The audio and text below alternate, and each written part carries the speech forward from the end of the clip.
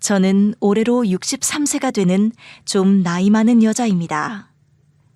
제 인생에 결혼 후 남편과 사별한 뒤 재혼은 없을 거라고 생각했는데 어찌어찌 재혼이란 사건이 터지게 되었습니다. 그런데 이 사건을 두고 보니 사별했던 남편이 저 살라고 저 세상에서 전해준 편지인 것 같아 이렇게 다른 분들께도 알려드리고 싶어 사연 신청을 하게 됐습니다. 저는 젊은 시절 남편과 결혼하고 아들을 낳은 지 얼마 안 되어 사별하게 됐습니다.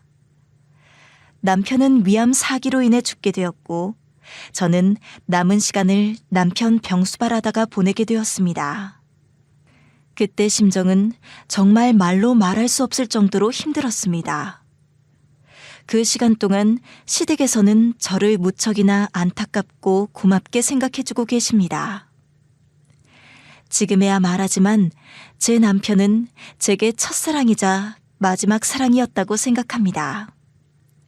그렇기에 주변에서 저를 안타깝게 여기며 재혼 이야기를 참으로 많이 했습니다. 하지만 저는 어린 아들도 있고 제 인생에 남자는 남편밖에 없다고 생각하며 나름대로 신조를 지키고 살았습니다. 26살에 결혼을 했기 때문에 다른 남자 만날 기회도 없었고 그럴 생각도 없었습니다. 아들 키우기도 벅찼고 저는 혼자 남아 삶을 꾸리며 이렇게 된 이상 제 남은 인생에서 제가 해야 할 것은 아들 열심히 키우는 게 전부라고 생각하며 최선을 다해서 살았습니다. 그 후에 저는 동네에서 작은 빵집을 운영하며 아들 하나 키우며 참으로 힘들게 살게 되었습니다. 동네에는 제 소문이 퍼졌지만 안 좋은 소문보다는 혼자서 고생하며 열심히 산다는 이야기들이 주를 이루었죠. 빵집에는 저를 알아보는 단골 손님들이 많이 생겼고 그렇게 힘들게 하지만 하나밖에 없는 아들을 키우며 나름대로 행복하게 산 것 같습니다. 그리고 시간이 지나 저희 아들은 쑥쑥 자랐습니다. 아빠 없이 자랐다는 말 듣고 싶게 하지 않아서 남들 다 한다는 학원도 하나쯤은 다닐 수 있게 해주고 유치원이니 초등학교에 보낼 때 낡지 않은 옷으로 깨끗하게 빨아입혀 보내는 마음이 얼마나 애탔는지 모릅니다. 그런 제 마음을 잘 알아주었는지 아들은 절 따라서 사업하고 싶다며 고등학교 졸업하자마자 사업을 준비하더니 닭갈비집을 개업하였습니다. 저는 그런 아들이 무척이나 자랑스러웠고 이제는 잘 살 일밖에 남지 않았다고 생각했죠. 아들에게 딱히 생활비를 요구하지는 않았습니다. 저는 계속 운영하던 빵집도 있었고 아들에게 짐이 되고 싶지 않았거든요. 그래서 다달이 용돈을 받고 있지도 않았어요. 주변에서는 그렇게나 혼자 고생했는데 용돈 좀 받으라고 하였지만 팔다리 다 멀쩡한데 괜히 아들 발목 잡고 싶지 않았던 마음이 컸던 것 같습니다. 그렇게 아들과는 간간히 연락만 하게 되었죠. 그리고 몇 년 뒤 아들은 이제 다 컸다며 결혼할 며느리를 데리고 오게 되었습니다. 아들보다 4살이 많았어요. 그런데 아들이 먼저 앞장서서 뭐라고 하더라고요. 엄마, 나 무조건 이 사람이랑 결혼할 거니까 반대하면 안 돼. 알았지? 내가 언제 반대부터 했다고 하니? 딱 보니까 성격도 좋아 보이는데. 아유, 너무 예쁘다. 그래서 현재 어떤 일 하고 있다고 했죠? 저는 지금 하고 있는 일은 딱히 없어요. 그럴 수 있죠. 지금 경기가 안 좋으니까. 형식 씨가 그리고 닭갈비집 운영하고 있잖아요. 저도 거기서 같이 사장님으로 도와주기도 하면서 전업주부로서 일하면 얼마나 좋겠어요? 아내의 일은 내조하는 거잖아요. 그렇지. 둘이 너무 잘 어울리네. 며느리는 현재 딱히 일하고 있지는 않았지만 전업주부로 열심히 내조할 거라고 하였습니다. 그때 조금 쎄한 느낌이 있긴 했지만 저는 제 아들이 꿀이 뚝뚝 떨어지는 눈으로 며느리를 보는 것이 참 좋아 둘의 결혼을 축복하게 되었죠. 다만 그때 마음에 걸리는 것이 있었는데 며느리는 저의 재산에 대해서 조금 치밀하게 물어보더라고요. 어머님, 혹시 지금 노후 대비가 되어 있으세요? 뭐 작은 빵집 운영하고 있으니 우리 아들에게 용돈을 받고 있진 않다만. 집이 있다고 들었거든요. 그건 어머님 명의예요? 그럼 내 명의로 가지고 있죠. 그러면 팔면 엄청나게 돈이 될 것 같은데요? 에이, 아직 거기 땅값이나 집값도 많이 안 올랐다던데 팔 생각이 전혀 없어요. 그때 순진해 보이기만 하던 며느리 눈빛이 좀 달라졌었습니다. 제가 가지고 있던 아파트는 50평으로 조금 넓었습니다. 하지만 넓은 아파트라고 해도 서울 끝자락에 있는 거였고 사별했던 남편으로 인해 시부모님께서 아들 키울 거면 필요할 거고 너도 마음이 안 좋을 테니 저보고 쓰라며 주신 거였기에 저는 절대로 팔 생각이 없었습니다. 원래는 남편과의 신혼집이기도 했고요. 거기다가 집값이 높진 않았지만 그래도 깨끗한 아파트였어요. 제가 50평대 아파트를 갖게 된 이유는 남편 병수발을 하며 시부모님을 모시고 살았기 때문이에요. 남편과 사별하고 나자 그동안 고생했다며 시어머니께서 직접 제 앞으로 명의를 변경해 주셨습니다. 지금 하고 있는 빵집은 남편과 함께 운영하다가 제가 혼자 운영하게 된 것이고요. 빵집은 예전에 남편이 빵을 직접 만들었지만 남편과 사별 후 프랜차이즈 빵집으로 바꾸게 되었습니다. 아무래도 저 혼자 빵을 만들기에는 벅차더라고요. 그렇게 꽤 도시적인 느낌의 며느리는 그 후로도 종종 저에게 와서 제 재산을 궁금해하거나 아파트를 보고 가곤 했습니다. 아파트에 대해서 궁금해할 때가 가장 치밀해 보였는데요. 어느 정도였냐면 줄자를 가지고 와서 방 하나하나 치수를 재보기도 하고 집을 다 핸드폰으로 찍어보더라고요. 제가 하도 이상해서 이걸 왜 하는 거냐고 물어봤어요. 며느라, 정말 궁금해서 그러는데 이걸 왜 하는 거냐? 저희 이제 다 한 식구 될 건데 어머님이 어떤 집을 가지고 계신지 정도는 저도 알아야 될 거 아니에요? 이 집안에서 지금 경제적으로 관리를 하는 사람이 없는 것 같길래요. 원래 다 자기 재산 관리는 하고 있어야 맞는 거죠. 자기 재산? 며느리는 그렇게 온종일 사진을 찍은 뒤에 돌아갔습니다. 마치 제 아파트를 자기 것이라고 생각을 하는 것처럼요. 저는 그게 꼭 저만의 착각 같지만 않았어요. 그래서 이게 이상하게 느껴져서 아들에게 말해보았습니다.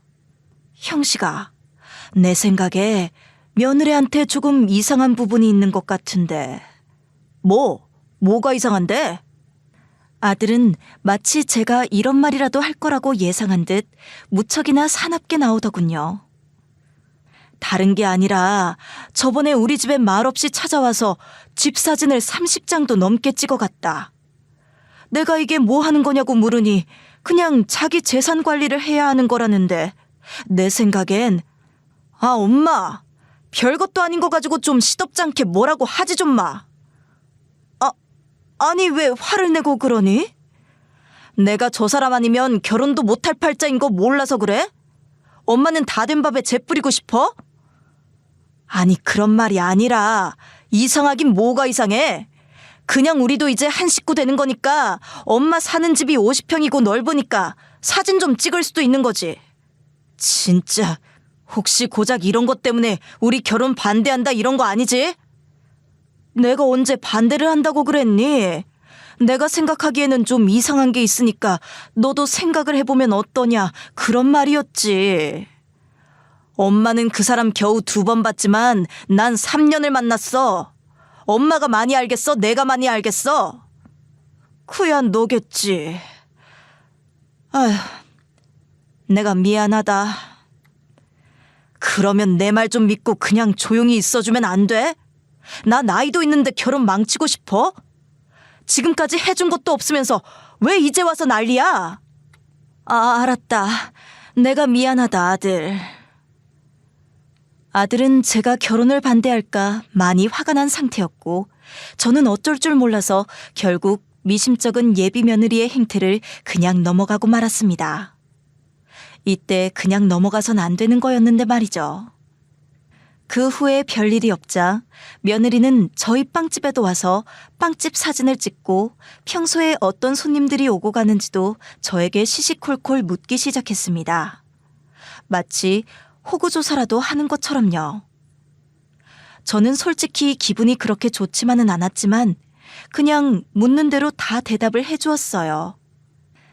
아들 부부는 결혼식 날짜를 잡았고 아들 부부는 저에게 와서 당연한 듯이 손을 내밀었습니다. 어머님, 저희 결혼하는데 도와주실 거죠? 뭘 어떻게 도와준다는 말이냐? 에이, 다 아시면서. 저희 이제 대출 끼고 신혼집도 계약해야 하고 혼수도 준비해야 하고 식준비에도 돈이 엄청 들어가는데 어머님은 재산도 많으시고 통장도 있으실 테니까 하나밖에 없는 아들 결혼식을 위해서 어느 정도 준비해 주실 수 있는 거 아니에요? 맞아. 나 지금까지 대학 간 적도 없고 딱히 손 벌린 적도 없는데 이 정도는 해줄 수 있는 거 아니야? 아들이 솔직히 결혼 자금까지 바랄 줄은 몰랐습니다. 고등학교 졸업 후에는 딱히 제가 해준 것도 없지만 받은 것도 없었거든요. 아들 생일에도 제가 아들에게 용돈을 붙였으면 붙였지 제 생일에 선물이나 현금 같은 걸 받아본 기억이 없었습니다. 그럼에도 제가 아들에게 서운한 적은 없었습니다. 사별을 했기에 아빠 없는 아이로 길러서 미안한 마음이 컸기 때문이었죠. 그럼에도 군말 없이 자라온 아들에게 항상 고마운 마음이 가득했습니다. 그래서 더더욱 아들이 큰 병에 걸릴까봐 아니면 나쁜 일에 사기라도 당할까봐 혹시 몰라 저금해둔 통장 같은 것들이 있긴 했습니다. 하지만 며느리를 앞세워 이렇게 당당히 요구하니 저로서는 당황스러울 따름이었죠. 그래서 대충 어느 정도를 생각하고 있는지 물어봐도 되니? 제 생각엔 한 1억 정도 생각하고 있거든요. 솔직히 어머님 그 정도 여유는 되시잖아요. 뭐 1억? 내가 그런 큰 돈이 어디 있니? 아무리 해도 그런 큰 돈이 갑자기 어디서 솟아나지는 않는다. 어머님 살고 계신 아파트 팔면 충분히 나올 것 같은데요? 지금 그렇게 큰 곳에서 사시는 건 공간 낭비 아니에요? 너무도 맹랑한 며느리의 말에 저는 순간 할 말을 잃었습니다. 그렇게 며느리를 바라보고 있는데 제 아들이 대답하더군요. 아, 엄마. 그래서 돈 줄 거냐고 안 줄 거냐고. 그리고 내가 지금까지 엄마한테 뭐 바란 적도 없는데 결혼 자금도 안 대주는 건 너무한 거 아니야? 이럴 거면 왜 낳았어? 솔직히 아들이 그렇게까지 말하는데 가슴이 미어지답니다. 제가 그런 말을 들으려고 아들을 키웠던 것은 아니었는데. 그리고 아들에게 못난 어미가 되고 싶지 않았습니다. 그래, 그러면 1억은 힘들고 3천 정도는 도와줄 수 있을 것 같다. 내가 모아둔 통장이 있으니 그걸로 하자. 그러면 괜찮겠니? 그제서야 아들과 며느리는 고개를 끄덕였습니다. 저는 크게 내키진 않았지만 성인이 된 아들에게 처음이자 마지막으로 어미 노릇을 하는 거라고 생각했습니다. 결국 저는 평생 빵집으로 일했던 적금 중 3천을 아들 부부의 결혼식 자금으로 건네주게 되었습니다. 사실 며느리는 그걸로 부족해하는 것 같았지만 뭐 어쩔 수 있겠나요. 그렇게 아들 부부 식을 치르고 한동안 조용했습니다. 아들 부부는 최대한 제 집과 가까운 곳에 신혼집을 자리 잡았습니다. 결혼 후에 자주 만나지 않을 거라고 생각했는데 그건 제 예상과는 정반대였어요. 오히려 결혼 후에 본격적으로 아들 부부를 자주 만나게 되었습니다. 그것도 모두 며느리의 주도하에 이루어졌습니다. 저는 사실 아들이 자취를 하고 나서부터 아들과 자주 만나지 못했을 뿐더러 연락도 자주 하지 않았는데 결혼 후에는 며느리가 저랑 아들을 자주 만나게 했습니다. 며느리는 점심쯤이 되면 저희 집에 오더니 텔레비전을 틀어놓고 소파에서 늘어지게 낮잠을 자답니다. 저는 며느리 된 사람이지만 그래도 딸처럼 대해줘야지 싶어서 과일이라도 깎아서 옆에 건네주었고 며느리는 좋다고 맛있게 먹더라고요. 그런 며느리는 저녁 시간이 되면 제 손을 붙잡고 남편에게 갔습니다. 제가 굳이 남편에게 왜 절 데리고 가냐고 물었더니 며느리가 말하답니다. 엄마랑 아들이랑 만나면 좋잖아요. 오랜만에 모자 사이가 좋아졌으면 해서요. 그 말이 틀리진 않은 것 같아서 그렇게 가게 끝난 아들이랑 며느리랑 셋이서 식사를 했습니다. 그러면 며느리가 꼭 화제를 꺼내더라고요. 여보, 오늘은 가게 좀 잘 됐어? 아니, 요즘 경기가 안 좋은가 봐. 이 가게 접고 다른 데를 해야 하나? 그래? 예전부터 했던 집이라고 하지 않았어? 여기 터가 안 좋은가? 터도 별로고 아무래도 요즘 사람들이 먹기에 닭갈비는 옛날 음식이긴 하지. 퓨전 음식으로 바꿔서 새로 가게 내는 건 어때? 그러면 돈이 좀 필요한데. 그러면서 아들이랑 며느리 둘 다 저를 보는데 저는 무슨 말을 뜻하는지 몰라서 눈을 깜빡였습니다. 너희 나한테 돈 달라고 부른 거냐? 아유, 어머님, 누가 꼭 그렇대요? 그냥 이야기가 나와서 한 말이지. 그치, 여보? 그럼 엄만 내가 언제 틈만 나면 돈 달라는 아들인지 알아? 그런 대화가 몇 번 이어졌습니다. 셋이서 대화만 하면 어쩐지 꼭 마무리는 돈으로 끝나더라고요. 그래서 이게 맞나 싶다가도 요즘 사는 게 힘든가 보다 하고 넘어갔습니다. 저는 사실 애들이 신혼이라 저희들끼리 있을 시간을 많이 만들어주고 싶었는데 어쩐지 자꾸만 아들 부부와의 시간이 늘어났습니다. 거기다 며느리가 저희 집을 3일에 한 번은 들락거리더군요. 제가 신혼에 이렇게 시댁에 자주 오면 어떡하냐고 불편하지 않냐고 물었지만 며느리는 그렇지 않은 것 같았습니다. 결혼 전에는 아들의 닭갈비집에서 일하겠다, 전업주부로 일하겠다 등 말이 참 많았었지만 오히려 닭갈비집에 가는 것 같지도 않았고 신혼집에도 붙어 있지 않았습니다. 가장 많이 있는 곳이 저희 집이었습니다. 그러면 살림은 대체 어떻게 하는가 싶었습니다. 저는 이게 통 이상해 며느리에게 돌려 물었죠. 며느라, 우리 집에 너무 자주 있는 것 같은데 시댁이 불편하지는 않니? 불편하긴요. 전 여기가 제일 편한데요. 그이는 맨날 일한다고 바쁘고 가게도 가봤는데 사람들이 너무 바글거리고 기름 냄새가 많이 나서 힘들어요. 그러면 집에 가서 반찬이라도 만들고 있으면 될 텐데.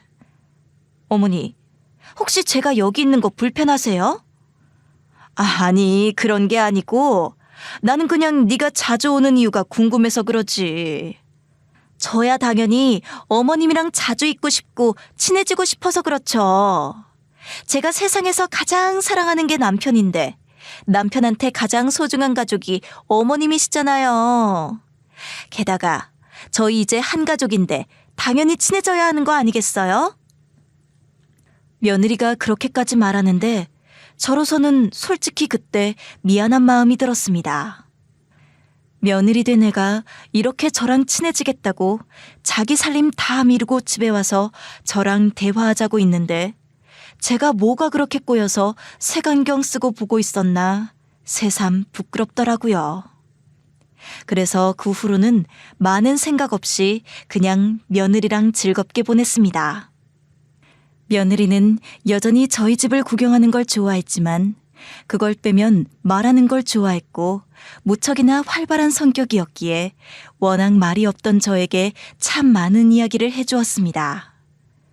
제게 하나밖에 없는 아들이 결혼하겠다고 데려온 여자이니 저도 궁금한 마음이 생겨 며느리에게 밥도 차려주고 반찬도 싸주고 잘해주었습니다. 며느리는 그런데 편식이 심해서 제가 해준 반찬은 잘 먹지 않았습니다. 그래서 아들에게 물어보게 되었죠. 형씨가 며느라기 있잖니? 원래 그렇게 편식이 심하니? 왜? 무슨 일 있어? 며느래가 우리 집에 자주 오잖아. 그래서 내가 매번 점심상을 차려주는데 애가 어떻게 입맛이 없는 건지 그때마다 반찬에 손은 하나도 안 대고 밥만 깨적거리더라고. 아, 좀 그런 게 있어. 그 사람이 있는 집 자식이라 그런지 비싼 것만 먹고 자랐대. 집밥 잘 안 먹고 고급진 음식만 먹고 냄새나는 건 좀 역해서 못 먹는다고 하더라. 그래서 나랑 데이트할 때도 비싼 식당만 자주 데려갔었어. 그래? 내가 해준 반찬에서도 냄새가 난다니? 엄마 음식 별로 못하잖아. 솔직히 매번 싸주는 반찬도 왜 싸주는지 잘 모르겠던데. 그거 집에서 맨날 썩고 있으니까 안 싸줘도 돼. 엄마나 먹어. 아무리 그래도 엄마가 너네 맛있게 먹으라고 싸준 건데. 그리고 너 어릴 때 좋아했잖아. 고사리 나물이랑 콩나물 무침. 다 네가 좋아했던 것들이라 엄마가 기억하고 싸준 건데. 아, 나 이제 그런 거 안 먹는다고. 입맛 바뀐 지가 언젠데 옛날 이야기를 하고 있어.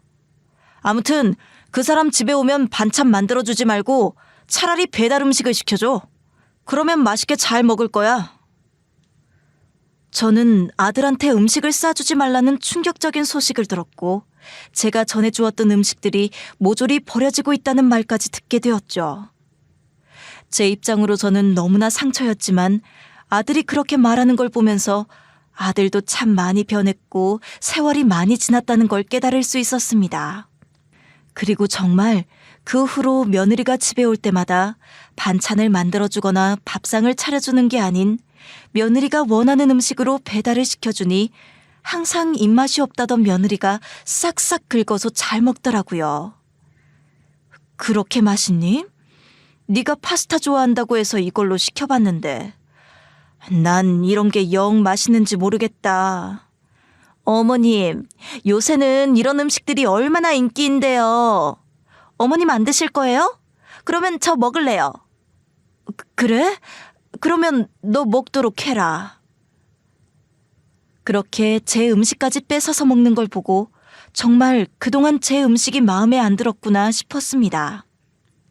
그 후에는 계속해서 배달 음식을 시켜주거나 아니면 외식을 하거나 했죠. 며느리는 저랑 입맛이 너무나도 달랐습니다. 슴슴한 나물을 좋아하는 저보다는 짜거나 맵고 자극적인 음식들을 좋아했습니다. 아주 매운 떡볶이라든가 치즈가 잔뜩 들어간 음식 등 저는 듣도 보지 못한 음식들을 파는 가게들을 주로 소개시켜주더라고요. 저는 사실 그런 음식들이 영 입에 맞지도 않았고 취향도 아닐 뿐더러 먹기만 하면 속이 더부룩해 툭하면 배탈이 났습니다. 그래서 한 번은 며느리에게 말을 해보았죠. 며느라, 너랑 다니는 외식이 좋긴 하다만 그래도 가끔은 좀 슴슴한 것도 먹으면 안 되겠냐? 내가 자꾸 너랑 다니면 배탈이 나서 그렇다. 어머님, 지금 저랑 다니는 게 불편하다고 돌려 말하시는 거예요? 너무하시다. 저는 어머님이랑 다니는 게 좋아서 그러는 건데. 아니, 나도 너랑 다니는 게 좋은데 그냥 가게만 한식당 같은 곳으로 바꿔주면 좋을 것 같아서. 이거 그이한테 다 말할 거예요. 제가 아무리 싫다고 해도 그렇지 너무하세요. 그러면서 눈물까지 보이는데 순간 제가 나쁜 사람이 된 것 같더라고요. 그리고 그날 밤은 여지없이 아들에게 전화가 왔습니다. 엄마, 대체 집사람한테 뭐라고 한 거야? 울면서 달려왔잖아. 아니, 걔가 그렇게까지 했어? 그렇게까지라니. 시어머니랑 친해지고 싶어서 외식 다니는 며느리가 세상에 많은 줄 알아? 엄만 고마운 줄 알아야지. 어떻게 이렇게 착한 사람한테 그럴 수 있어? 해도 너무한다. 나도 며느리랑 다니는 거 좋다. 다만 며느리가 고르는 식당이 나랑 맞지 않아서 자꾸만 배탈이 나는 바람에 병원에도 가봤더니 식습관이 나랑 영 맞지 않다고 해서 그걸 말했을 뿐이다만 거참 어르신들 취향 유별나네. 그냥 먹는 거 좀 맞춰주는 게 그렇게 힘들어? 저는 그날 아들에게 면박을 잔뜩 들었고 결국 그 후에는 며느리가 원하는 식당을 억지로 가며 계산도 당연한 듯이 제가 했고 며느리만 배 터지게 먹었네요. 그러던 어느 날 갑자기 며느리가 주말에 등산을 다니자고 이야기를 하더라고요. 저는 딱히 취미도 없고 적적하던 차에 며느리랑 등산 다니는 게 좋았습니다. 병원에서도 지금 건강하시지만 계속 건강 챙기려면 따로 운동해야 한다고 했고 아들은 사업하느라 바빴고 나도 혼자 움직이기엔 영 의욕이 생기지 않았거든요. 며느리는 무척이나 적극적으로 저와의 등산을 추진했습니다. 처음에는 뒷산에만 가자고 하더니 그 뒤에는 조금 더 높은 산도 가게 되었습니다. 오랜만에 이렇게 운동을 하니까 좋은 공기도 마시고 아무튼 건강에도 좋으니 좋은 게 좋은 거라고 생각했습니다. 어머님, 앞으로 저랑 이렇게 자주 등산 다녀요. 집안에만 계시면 뼈가 안 좋아진다고요. 그래, 고맙다. 너 아니었으면 집에만 있었을 텐데 밖에 나오니 좋긴 하구나. 그런데 이게 보통 힘쓰는 일이 아니네. 에이, 어머님, 그렇게 천천히 오시면 어떡해요. 오랜만에 나온 등산이라 생각보다 무척 힘들었고 산 중턱에서 며느리와 앉아서 쉬고 있었습니다. 그때 어떤 노신사가 우리 쪽으로 다가왔습니다. 그 노신사는 더 올라가실 거냐며 뜬금없이 제 배낭을 들어준다고 하는 거 아니겠어요? 저는 놀라서 대꾸도 안 하고 있었는데 옆에 있던 며느리가 기다렸다는 듯이 제 배낭을 그 남자에게 건네는 겁니다. 그렇게 그 남자가 앞장서고 우리가 뒤따라가게 되었는데 뒤에서 보니 그 남자 종아리가 제 얼굴만 했습니다. 백발인데 무거운 배낭을 메고도 성큼성큼 산을 잘 올라가는 게 무척 인상 깊었습니다. 며느리랑은 처음 보는 것 같았는데 어쩐지 둘이 되게 편하게 대하는 게 느껴졌습니다. 그 노신사는 저희 짐까지 들어줬고 저희는 무척 편하게 정상까지 올라가게 되었습니다. 그때 며느리가 노신사에 대한 칭찬을 엄청나게 하더군요. 어머님, 저분 되게 젠틀하지 않아요? 이러기 쉽지 않은데. 그런가? 난 잘 모르겠는데. 산에서 내려오자 며느리가 노신사한테 식사를 함께 하자며 말했고 노신사는 흔쾌히 알았다고 하더군요. 저는 옆에서 멍하니 있다가 같이 식사에 끌려갔습니다. 다 같이 식사하며 그 남자가 제 칭찬을 엄청 하더라고요. 부인은 나이가 어떻게 되시는지 모르겠지만 미인이시네요. 괜찮다면 또 보고 싶습니다. 오늘 함께해서 무척이나 즐겁네요. 아이고, 제가 나이가 몇인데 부인이니 미인이니 이런 말을 들을 나이가 아닙니다. 여자에게 나이가 어디 있다고 하십니까? 저는 그쪽이 마음에 드는데 부인께서는 아닌 모양입니다. 아우, 어머님, 이럴 때는 좀 센스 있게 받아주시고 하셔야죠. 내가 이분을 언제 봤다고 그렇게. 아닙니다. 충분히 당황스러우실 만합니다. 제가 원래 지나가는 사람에게 막 말 걸고 그런 타입이 전혀 아닌데 부인께서 너무 아름다우신 바람에 저도 모르게 말을 걸게 되었습니다. 실례가 되었다면 죄송합니다. 아니에요. 저희 어머니가 쑥스러움이 많으셔서 그렇지 정 많고 좋으신 분이에요. 제가 보기엔 두 분 너무 잘 어울리시는데 다음에 괜찮으시면 또 같이 산 타요. 그렇게만 해주신다면 전 정말 영광일 것 같습니다. 너는 무슨 주책이니? 아무튼 오늘 너무 감사했습니다. 그렇게 잊고 지냈는데 어느 날 모르는 번호로 연락이 왔습니다. 목소리가 그때 그 노신사였습니다. 다름이 아니라 지난번에 제가 식사를 얻어먹었지 않습니까? 그래서 제가 이번에는 식사를 대접하고 싶어서 그럽니다. 연락처를 어찌 알았냐 했더니 그날 며느리가 알려줬다는 거였어요. 아, 식사 말이죠? 그러면 둘만 보는 건 좀 그렇고 며느리랑 같이 셋이서 보는 거라면 좋습니다. 부인이 좋다면 그렇게 하는 걸로 하죠. 저는 며느리와 다 같이 보는 줄 알고 나갔는데 며느리는 나오지 않았고 단둘이 식사하게 되었더라고요. 식사 자리는 무척 분위기가 좋았습니다. 노신사가 데려간 자리는 평범한 식당이 아니라 호텔 레스토랑이었거든요. 그런 곳은 몇 년 만에 처음 가는 것 같았습니다. 남편이랑 데이트할 때 가본 거 말고는 처음 가는 거였으니 말이죠. 노신사는 저에게 무척이나 깍듯하게 대우해주며 대화를 이어나갔습니다. 부인, 저번에는 그대로 헤어져서 정말로 아쉬웠습니다. 이렇게 다시 만나서 반갑습니다. 저야말로 이렇게 불러주셔서 감사합니다. 노신사는 그날 저에게 코스 요리를 선사해 주었고 저는 처음 먹어보는 음식들에 대해 감탄하며 이 메뉴가 무엇인지 물어보았고 노신사는 하나하나 대답해 주었습니다. 식사 후에는 산책로를 걸으며 도란도란 이야기를 했습니다. 노신사는 다음에도 또 만날 수 있다면 좋겠다며 인사를 하고는 돌아섰습니다. 저는 집에 오자마자 아들 부부를 불렀습니다. 며느리는 그 이야기를 듣곤 무척이나 화색을 띠었습니다. 저보고 만나보라며 재혼에 대해 이야기를 꺼내더라고요. 아들도 적극 찬성한다며 만나보라 하는 것 아니겠어요? 어머님, 이건 운명이에요. 어떻게 등산하다 이렇게 서로 딱 맞는 사람 둘이 만나서 밥까지 먹고? 너무 낭만적이에요. 그래, 엄마. 나 사실 엄마가 이 나이 될 때까지 혼자 사는 거 조금 마음이 안 좋았어.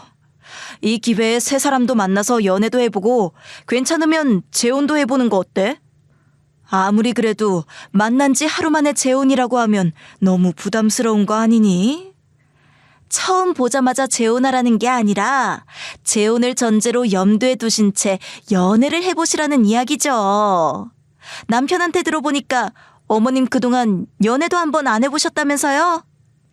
예전 시아버지 일은 정말 안 좋게 되었지만 그래도 지금 어머님 옆에 있을 사람은 따로 있어야 하지 않겠어요? 저는 20년 만에 이런 건 처음이라 조금 혼란스러웠지만 그래도 마음이 설레는 건 있었습니다. 그 남자도 계속 연락이 왔고 생각해보니 아들 키우면서 그동안 제 인생이라는 건 없었더라고요. 결국 갈등하다가 노신사의 연락에 응하게 되었습니다. 그렇게 저희는 매 주말마다 만나서 전국으로 맛집 여행을 다녔습니다. 노신사는 가족들이 모두 외국에 있고 이혼 후 혼자 한국에 왔다고 했습니다. 그렇게 기러기 생활을 10년 하다가 이제 족쇄가 풀렸다고 했죠. 저는 노신사의 이야기를 들으며 저와 처지도 비슷한 것 같고 오랜만에 이성적인 감정을 느끼는 것 같아 행복하기도 했습니다. 현숙 씨, 제가 데이트 비용을 전부 부담할 테니 힘들게 빵집에서 일하지 말고 빵집 문은 당분간 닫는 거 어떤가요? 정말 그렇게 해도 괜찮나요? 부담이 많이 되실 것 같은데. 데이트 비용 정도는 같이 내도 괜찮아요. 제가 어린애도 아니고. 그리고 빵집은 제가 오랫동안 일해온 거라서 일을 계속해도 괜찮을 것 같아요. 걱정해 주셔서 감사합니다.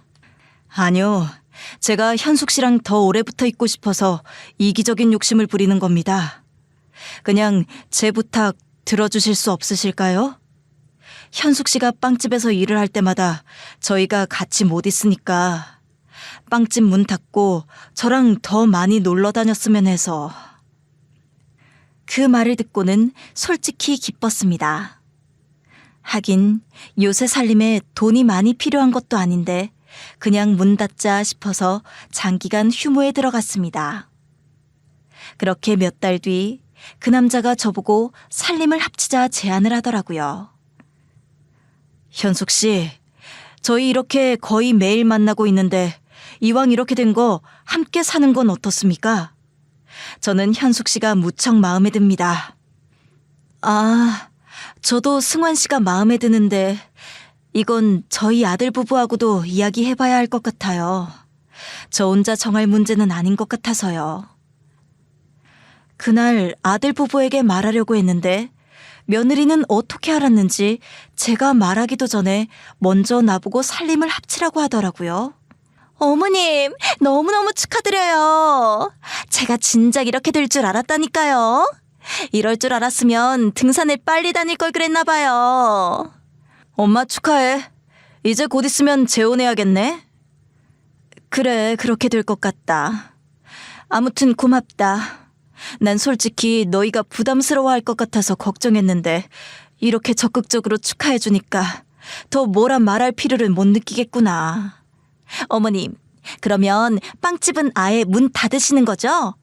가게 팔아 넘기셔야겠다. 어? 아니, 빵집은 그냥 쉬고 있는 거지. 재혼하게 되면 이제 계속 일해야지. 네? 왜요? 시아버지 되실 분은 재산이 넘쳐나시는데 빵집을 따로 운영하실 이유가 없지 않아요? 재산이 넘쳐난다고? 그런 말씀은 안 하셨던 것 같은데. 아무튼 그렇다고 해도 빵집은 엄연히 내 재산이고 앞으로 계속해서 이어나갈 거라고 생각한 거라 어디 넘기고 그럴 생각은 없다. 에이, 어머님. 이제 재혼하시면 다시 신혼인데 너무 딱딱하게 생각하지 마시고 노후를 즐기세요. 저는 제가 말 안 했던 사실들을 알고 있는 며느리가 조금 이상하다고 생각했지만 그러려니 하고 넘어갔습니다. 그렇게 저희는 조촐하게 재혼식을 올리고 여행을 가려는 계획을 잡았습니다. 노신사는 유럽 쪽을 돌아보고 한 달짜리를 가자고 했고 저희는 한참 여행 이야기를 하고 있었습니다. 단순히 몇 달 만에 이렇게 된 게 무척이나 신기하게 느껴졌습니다. 그러던 차 꿈에 사별한 남편이 나온 겁니다. 그런데 너무 이상한 게 남편이 저희 집 현관문을 검은색 붓으로 새까맣게 칠하고 있는 거예요. 뒤에서 남편을 불러봐도 대답이 없었고 무슨 문이길래 이런가 싶어 가까이 가봤더니 문고리가 보이질 않는 겁니다. 그날 꿈에서 벌떡 깨고 일어나니 새벽 5시였습니다. 원래도 잠이 많은 편이 아니었지만 뭔가 꿈도 뒤숭숭하고 지금 내가 이러는 게 맞나 고민스럽기도 했습니다. 일단 여행은 미루자 생각이 들어서 예약했던 여행은 취소를 했습니다. 그런데 그 남자로부터 여행 가고 싶다고 계속해서 연락이 오고 아들 부부도 여행은 다녀오는 게 낫다고 하는 겁니다. 어머님, 아무리 그래도 여행은 다녀오셔야죠. 이게 말만 여행이지 사실은 신혼여행이나 다름없는데. 그런가? 하지만 요새 마음이 너무 뒤숭숭해서 말이지. 정말 다녀올 거면 나중에 다녀와도 상관은 없을 것 같은데. 그렇게까지 미루는 이유가 있어? 그냥 쇳불도 단김에 뺀다고 지금 다녀오면 되는 거 아니야? 기다리는 그분한테도 실례야. 맞아요, 어머님. 시아버님께서도 어머님한테 적극적으로 대시하셨는데 어머님이 자꾸만 이렇게 수동적으로 나오시면 지치실 거예요. 문제라도 있으신 거예요? 별게 아니라 그냥 내가 정말 이렇게 재혼하는 게 맞나 싶어서 그렇지. 우리가 몇 년 만난 것도 아니고 몇 개월 만난 게 단데 순식간에 이렇게 되니까 영 마음이 그렇구나. 에이, 뭐 그런 거 가지고 그러세요. 옛날에는 만난 지 6개월 만에 결혼도 하고 애도 낳고 그랬는데 그거랑 똑같은 거 아니에요? 다르냐고 하면 그렇게 다른 것도 아니지만 내가 마음이 석연치가 않구나. 솔직히 막말해서 어머님이 지금 이 나이에 그분 만난 것도 감사해야 하는 거 아니에요? 뭐? 그분도 나름 처지가 있고 상황이 있을 텐데 어머님이 이런 거 이렇게 가리고 있을 때냐고요. 이러다가 사람 다 놓치는 거예요. 아무리 그래도 그렇지 그런 말은 좀... 엄마, 그냥 여행 한번 다녀오면 해결되는 걸 왜 이렇게 입씨름하고 있어? 다녀와. 그렇게 아들 부부랑 한바탕 하고 나서 결국 동남아 여행이라도 다녀오자 하게 되었습니다. 그래서 노신사에게 제 의견을 말하게 됐습니다. 제가 오래 생각해봤는데 해외여행 오래 나가는 건 부담스럽고 동남아 여행이나 짧게 가는 건 어떠세요? 노신사는 제 말에 잠깐 고민하더니 웃으며 말했습니다. 현숙 씨가 그러고 싶다면 그렇게 하는 걸로 하죠. 그렇게 공항으로 나갔던 날 우연히 고향 친구를 만나게 되었습니다. 고향 친구랑은 거의 10년 만에 보는 거라 정말 반가운 일이었죠. 제가 재혼했다고 알리고 노신사를 소개시켜 주었습니다. 아이고, 현수가. 너 예전에 결혼하고 나서 그렇게 됐다고 해서 걱정 진짜 많이 했는데 어쩜 이렇게 보게 되니? 그러게나 말이야. 나중에 이렇게 말고 나중에 또 자리 만들어서 만나자. 그런데 이분은 누구셔? 아, 나 이번에 재혼하게 됐거든. 안녕하세요. 현숙이 남편 되는 사람입니다. 아, 재혼. 너 재혼했어? 그렇구나. 고향 친구분이라고 하셨죠? 현숙이가 고향 얘기를 잘 안 해줘서 몰랐는데 나중에 또 뵐 수 있었으면 좋겠습니다. 저희 셋은 잠시 떠들썩하게 이야기를 한 뒤 친구가 갈 시간이 됐다길래 친구를 마중 보냈습니다. 그리고 노신사가 화장실을 간다고 해서 공항에서 기다리는데 친구에게 문자가 도착하더라고요. 그 문자에는 사진 한 장이 있었고 제가 재혼한 그 남자 사진이었습니다. 이상하게 지금은 백발인데 그 사진은 흑발이었습니다. 친구의 문자 내용은 그 사람 이상하다고 저보고 여행은 나가지 말라며 더 알아보라고 쓰여 있었습니다. 나는 그때 정신이 퍼뜩 들면서 친구에게 전화를 걸게 되었죠. 그 사람 말이야. 내 지인이랑 3년 전에 재혼했던 남자 같거든. 하여튼 좀 이상해. 그런데 설마 자식들이 소개해준 사람이야? 그때 며느리 생각이 저도 모르게 났습니다. 맞아. 내 며느리가 어느 순간 나한테 갑자기 등산을 가자고 하더니 그때 우연히 만나게 됐거든? 그런데 지금 생각해보니까 그게 우연이 아닌 것 같아. 그 후에도 계속 만나게 되고 나한테 이상하게 잘해주고. 뭐? 너 며느리한테 혹시 너 결혼하고 받았던 집 말해줬어? 응, 말해줬지. 그때 며느리가 우리 집에 들어와서 사진을 엄청나게 찍더라고. 그래서 이게 무슨 일인가 했는데 아들한테 물어보니까 별일 아니라고 해서 넘어갔었어. 야, 너 당장 통장이며 부동산 서류며 잘 간수해? 그거 노리고 재혼하는 사람들 많대. 저는 그 말을 듣고 뭔가 정신이 든 것 같았습니다. 친구에게는 고맙다며 전화를 끊었죠. 그 남자에게는 잠시 화장실 다녀온다 말하고 즉시 저희 집에 가버렸습니다. 집에 도착해보니 역시나 며느리가 있었고 며느리는 거실에서 제 짐을 정리하고 있었습니다. 너 여기서 뭐하니? 네가 왜 내 짐을 정리하는 거야? 며느리는 창백하게 질린 얼굴이었습니다.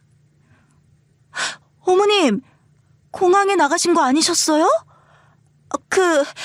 어머님 집은 신혼집 새로 구해야 하니까 정리해드린 거예요. 그걸 왜 나한테 말도 없이 하니? 너 무슨 꿍꿍이야? 나 재혼 안 한다. 어차피 식만 올렸고 서류로 쓴 건 하나도 없어. 이제 와서 재혼을 취소하면 어쩌냐고 며느리가 버럭 짜증을 냈고 그런 모습이 기가 막혀서 제가 한마디 했습니다. 네가 이러는 이유가 내 집에서 날 쫓아내려고 이러는 거냐? 내가 이런 거에 넘어갈 것 같아? 절대 재혼 안 할 거고 그 남자랑도 정리할 테니 그리 알아. 그러자 며느리가 저를 째려보더니 버럭 화를 내더라고요. 어머님은 아들이 어찌 지냈는지 관심도 없으세요? 그이는 사업이 저리 힘들어서 고생하는데 자식들 도와주고 싶은 생각은 없으시냐고요. 뭐라고? 너 지금 무슨 말을 하는 거야? 그이는 맨날 힘들다고 집에 와서 우는 소리하고 저도 살림이 힘들어서 예전 같지 않다고요. 제가 왜 이렇게까지 했는지는 생각 안 하시는 거예요? 알고 보니 제가 지내고 있던 집이 가격이 엄청 많이 올랐었습니다. 예전에 3배는 뛰었던 것이었죠. 며느리는 제가 없는 사이에 저희 집을 팔고 그 돈을 받아가려고 했던 것이었습니다. 저를 집 밖으로 밀어내려고 등산까지 데려가 남자를 엮어줬던 거였고요. 친구와 얘기해 본 결과 그 남자는 재혼만 여러 번 했다고 합니다. 제 친구 지인이 그 남자를 만났을 때는 친딸이 소개해줘서 만났었고 집 팔고 신혼집이라고 오붓하게 지내라며 작은 집을 얻어줬다고 합니다. 그런데 작은 집으로 이사하자마자 만나던 남자는 소식 끊기고 나머지 돈은 자식이 가져갔다고 말이에요. 저는 이 모든 일의 전말을 알게 되고 아들에게 물었습니다. 넌 네 아내가 이런 짓을 하는 걸 정말 모르고 있던 건지 아니면 같이 가담한 건지 말이에요. 한편으론 아들이 몰랐다고 하길 바랐던 것 같네요. 알고 있었어. 그러니까 둘이 재혼하는 걸 축하해줬지. 엄만 날 바보로 알아? 난 널 부족하게 키우지 않았다고 생각했는데 어떻게 이런 엄마를 모르는 남자한테 보내서 집으로 쫓아낼 생각을 하니? 너는 이 어미한테 미안하지도 않니? 그럼 엄만 나한테 안 미안해? 내가 결혼도 내 스펙에 겨우겨우 하고 집도 겨우겨우 대출 끼고 살고 있는데 엄마는 나한테 도움 주는 게 있긴 해? 솔직히 50평짜리 집 있으면 아들 부부한테 살라고 해야 하는 거 아니야? 저번에 삼촌 도와준 것도 난 더 많이 생각했는데 다른 집 엄마들은 그거 말고 더 한다더라. 그래서 지금 너네가 잘했다는 거니? 엄마가 정 원하면 합가해서 같이 살든가. 명의를 나랑 집사람 공동 명의로 바꿔주는 조건으로 하면 합가해줄 의향 있어. 내가 널 어떻게 키웠는데 그런 말을 아무렇지도 않게 하니? 내가 네 아빠랑 사별하고 힘들게 살았지만 그래도 하늘에 부끄러운 점 하나 없이 널 키웠다. 그런데 너는 그런 거에 고마워할 줄은 모르고 그냥 나한테 다 받아먹을 생각만 하는구나. 이렇게까지 책임 안 질 거면 왜 낳았어? 아들 하나 건사 안 할 거면 왜 낳았냐고. 난 지금 가게가 하도 안 돼서 애들 계획도 못 세우고 있단 말이야. 그럼 이건 엄마 탓 아니야? 됐다. 내가 너한테 너무 많은 걸 기대했던 것 같다. 그냥 네 아내랑 너 하고 싶은 거 하면서 네 마음대로 살아라. 뭐? 그래서 아파트 안 주겠다는 거야? 그 아파트 팔 거다. 팔아서 어떡할 건데? 재산이라도 좀 나눠줘야지. 네가 그동안 나한테 한 걸 생각해보렴. 하나밖에 없는 엄마 속여서 쫓아낼 생각까지 해놓고 양심이 너무 없는 거 아니니? 그럴 거면 그냥 우리 남남으로 살자. 네가 사랑하는 아내랑 같이 살아라. 아니, 엄마 갑자기 그런 식으로 나오면 어떡해.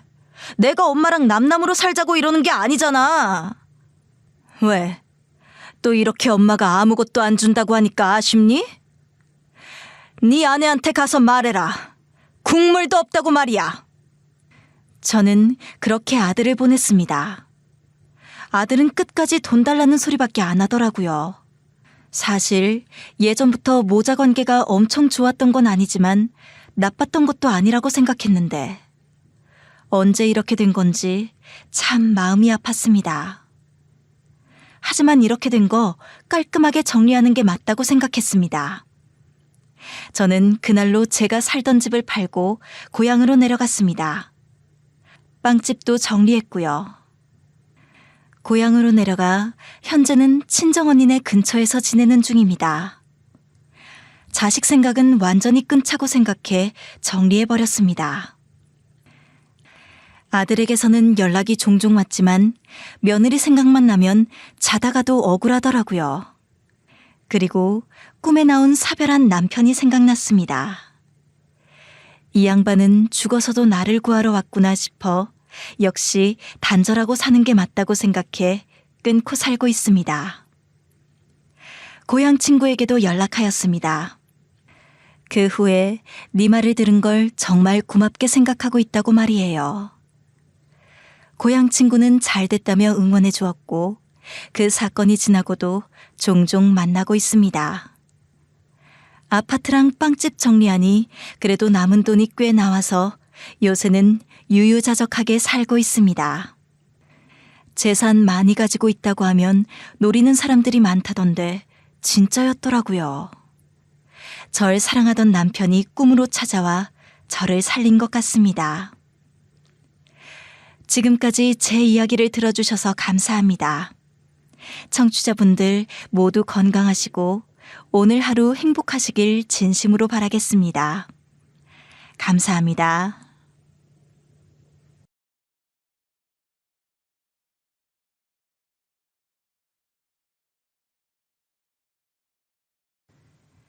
안녕하세요. DJ 서영입니다. 오늘의 사연 시작해 보겠습니다. 안녕하세요. 저는 60대 남성입니다. 결혼의 조건은 무엇이라고 생각하세요? 대부분 사랑이라고 하겠죠? 어떤 경우에는 재력이 중요하다고도 보겠죠. 우리는 결혼 후에도 일상을 살아가야 하다 보니 사랑뿐 아니라 상대방의 재력이나 성격, 건강 상태 등을 고려해야 할 텐데요. 그중에서 재산이나 재력은 지금 현재 가지고 있는 것보다 앞으로 채워질 미래의 가능성이 더 중요하지 않을까요? 대부분 젊은 나이에 결혼하는데 다 갖춰서 하는 것이 어렵기 때문이죠. 두 사람이 서로를 아껴가며 돈을 모아 집도 장만하고 살림도 늘리는 것도 결혼 생활의 재미 아니겠어요? 특히 한국에서는 결혼할 때 부모가 많은 지원을 해주잖아요. 이런 부분들이 나중에 문제가 될 수 있다고 생각해요.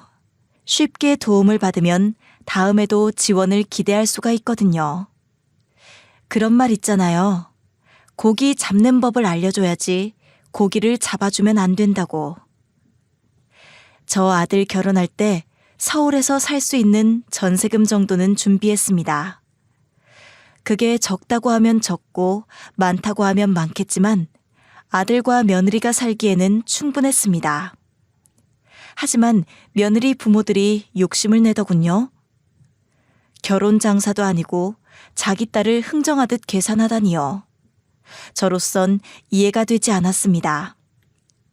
제 아들이 뭐가 부족해 돈을 더 준비해서 며느리를 맞이해야 할까요?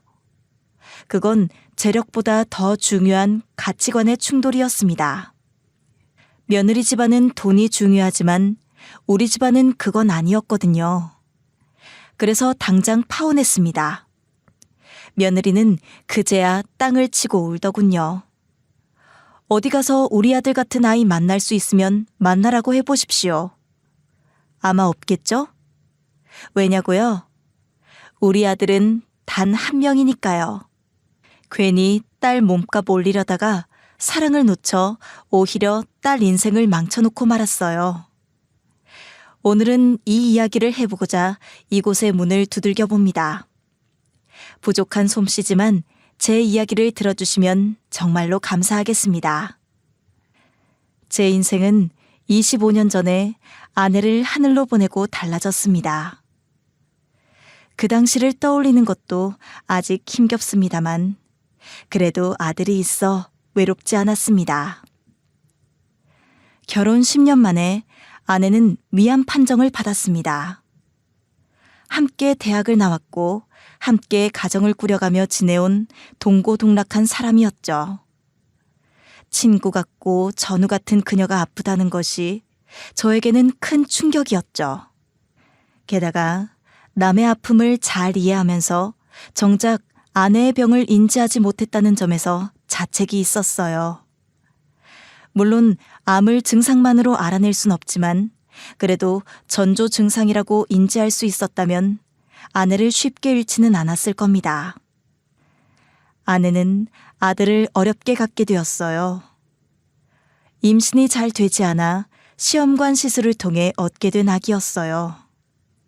그런 아이가 초등학교 들어가는 것도 못 보고 세상을 떠난 것이 얼마나 원통할까 싶습니다. 그래서 눈을 감기 전까지 아이 이야기만 했어요. 아내의 유언은 바로 아들을 잘 키워달라는 거였죠.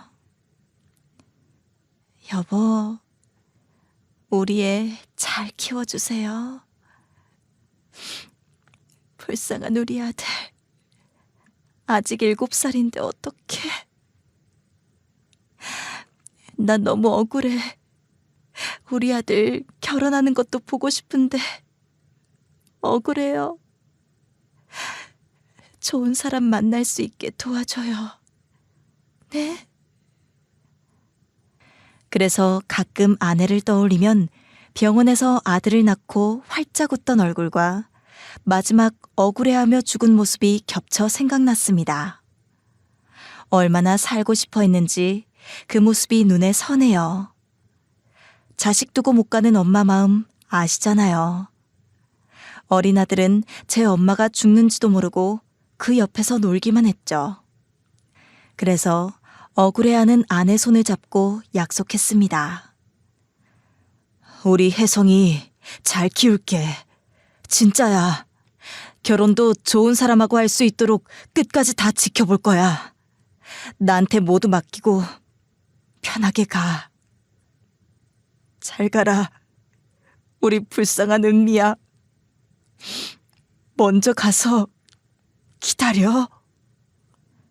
저는 아내를 가슴에 묻고 아들을 데리고 그렇게 납골당을 빠져나왔습니다. 벌써 25년이나 흘렀는데요. 시간은 가도 아내에 대한 그리움은 깊어만 갔어요. 물론 사는 게 바빠 기억이 옅어지는 것은 어쩔 수 없지만요. 그렇지만 일과를 마치고 침대에 누워서는 낮에 못한 그리움이 파도처럼 밀려왔어요. 게다가 아내의 죽음이 마치 어제 발생한 일 같이 느껴졌어요. 저는 부모님이 일찍 돌아가셨고 아내의 장모님은 다리가 불편하셔서 제가 출근하면 아이를 돌볼 사람이 없었어요.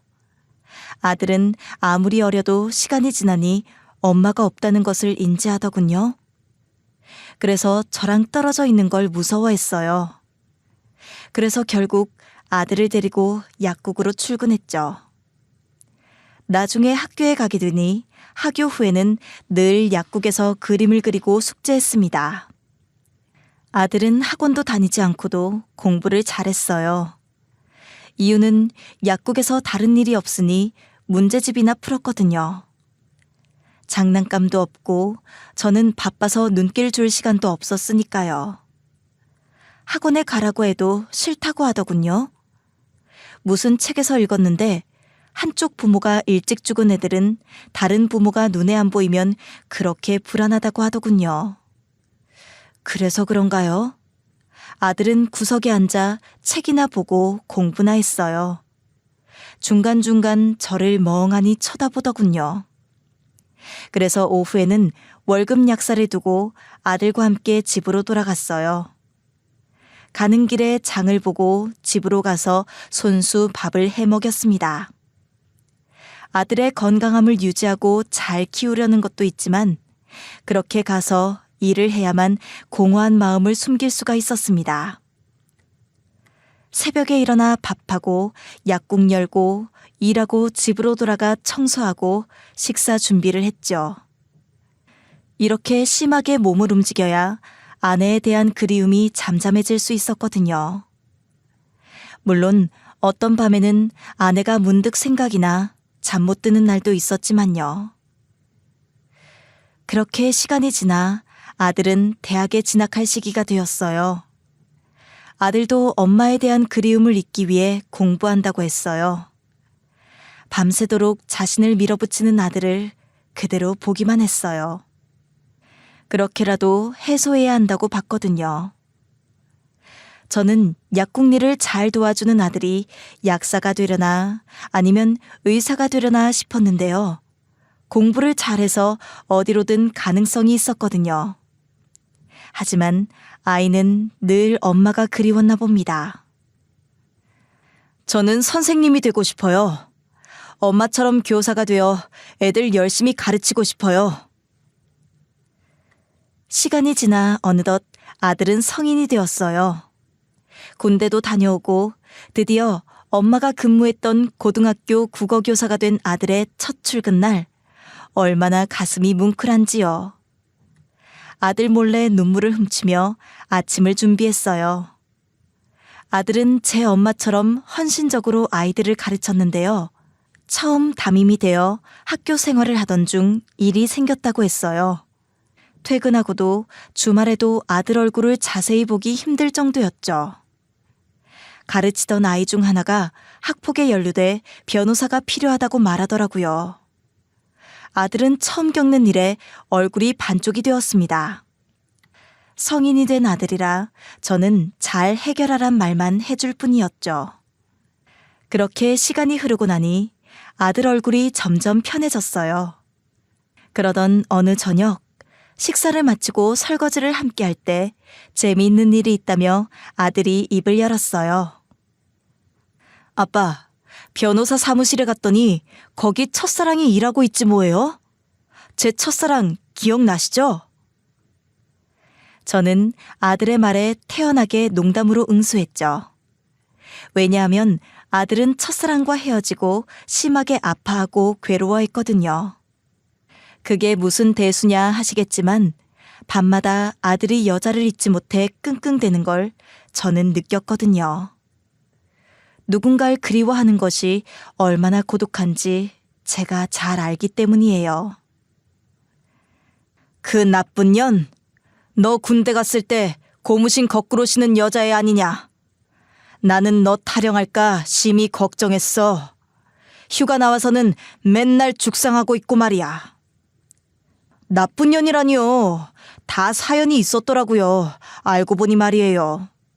그래서 요새 다시 만나고 있어요. 진짜? 한 번 헤어진 사이는 또 같은 문제로 헤어진다는데 괜찮겠어? 네? 모르는 게 없으세요, 아버진. 하긴 약국에서 연애 상담해주는 약사는 아버지뿐이겠죠. 공부 때문에 헤어진 건데 이제 변호사가 되었으니 문제 없어요. 나중에 한번 집에 데리고 올게요. 솔직히 진지하게 만나고 있으니 욕은 하지 마시고요.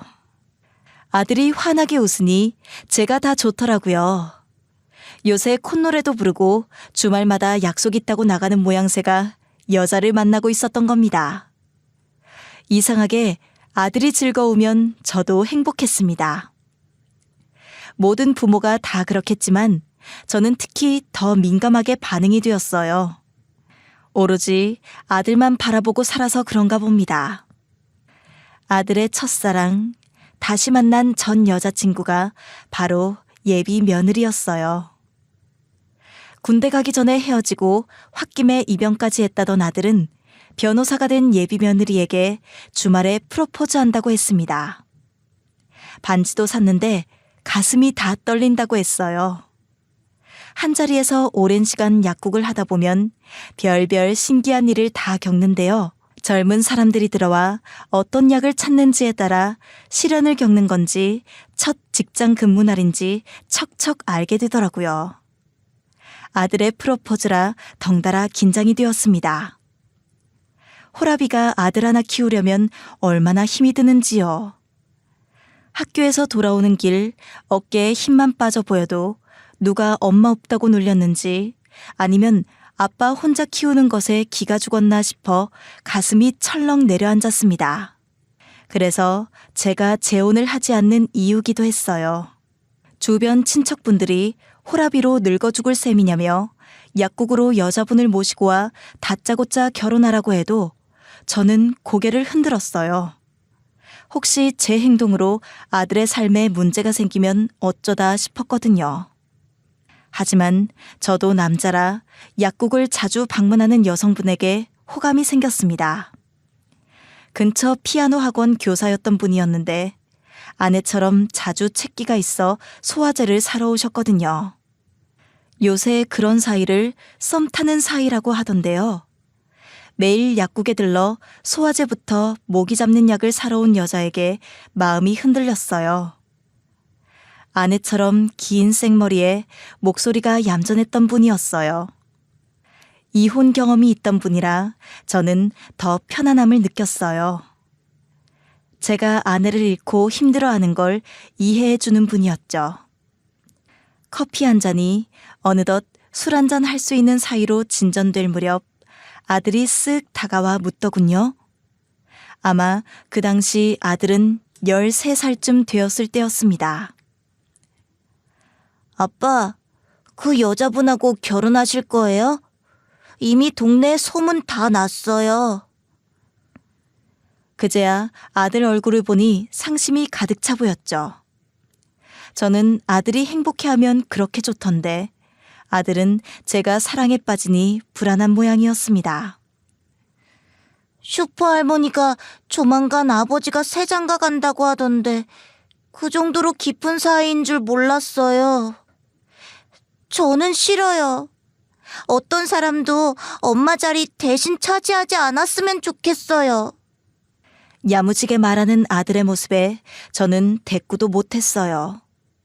그날 이후 저는 그 여자분과 거리를 두고 말았죠.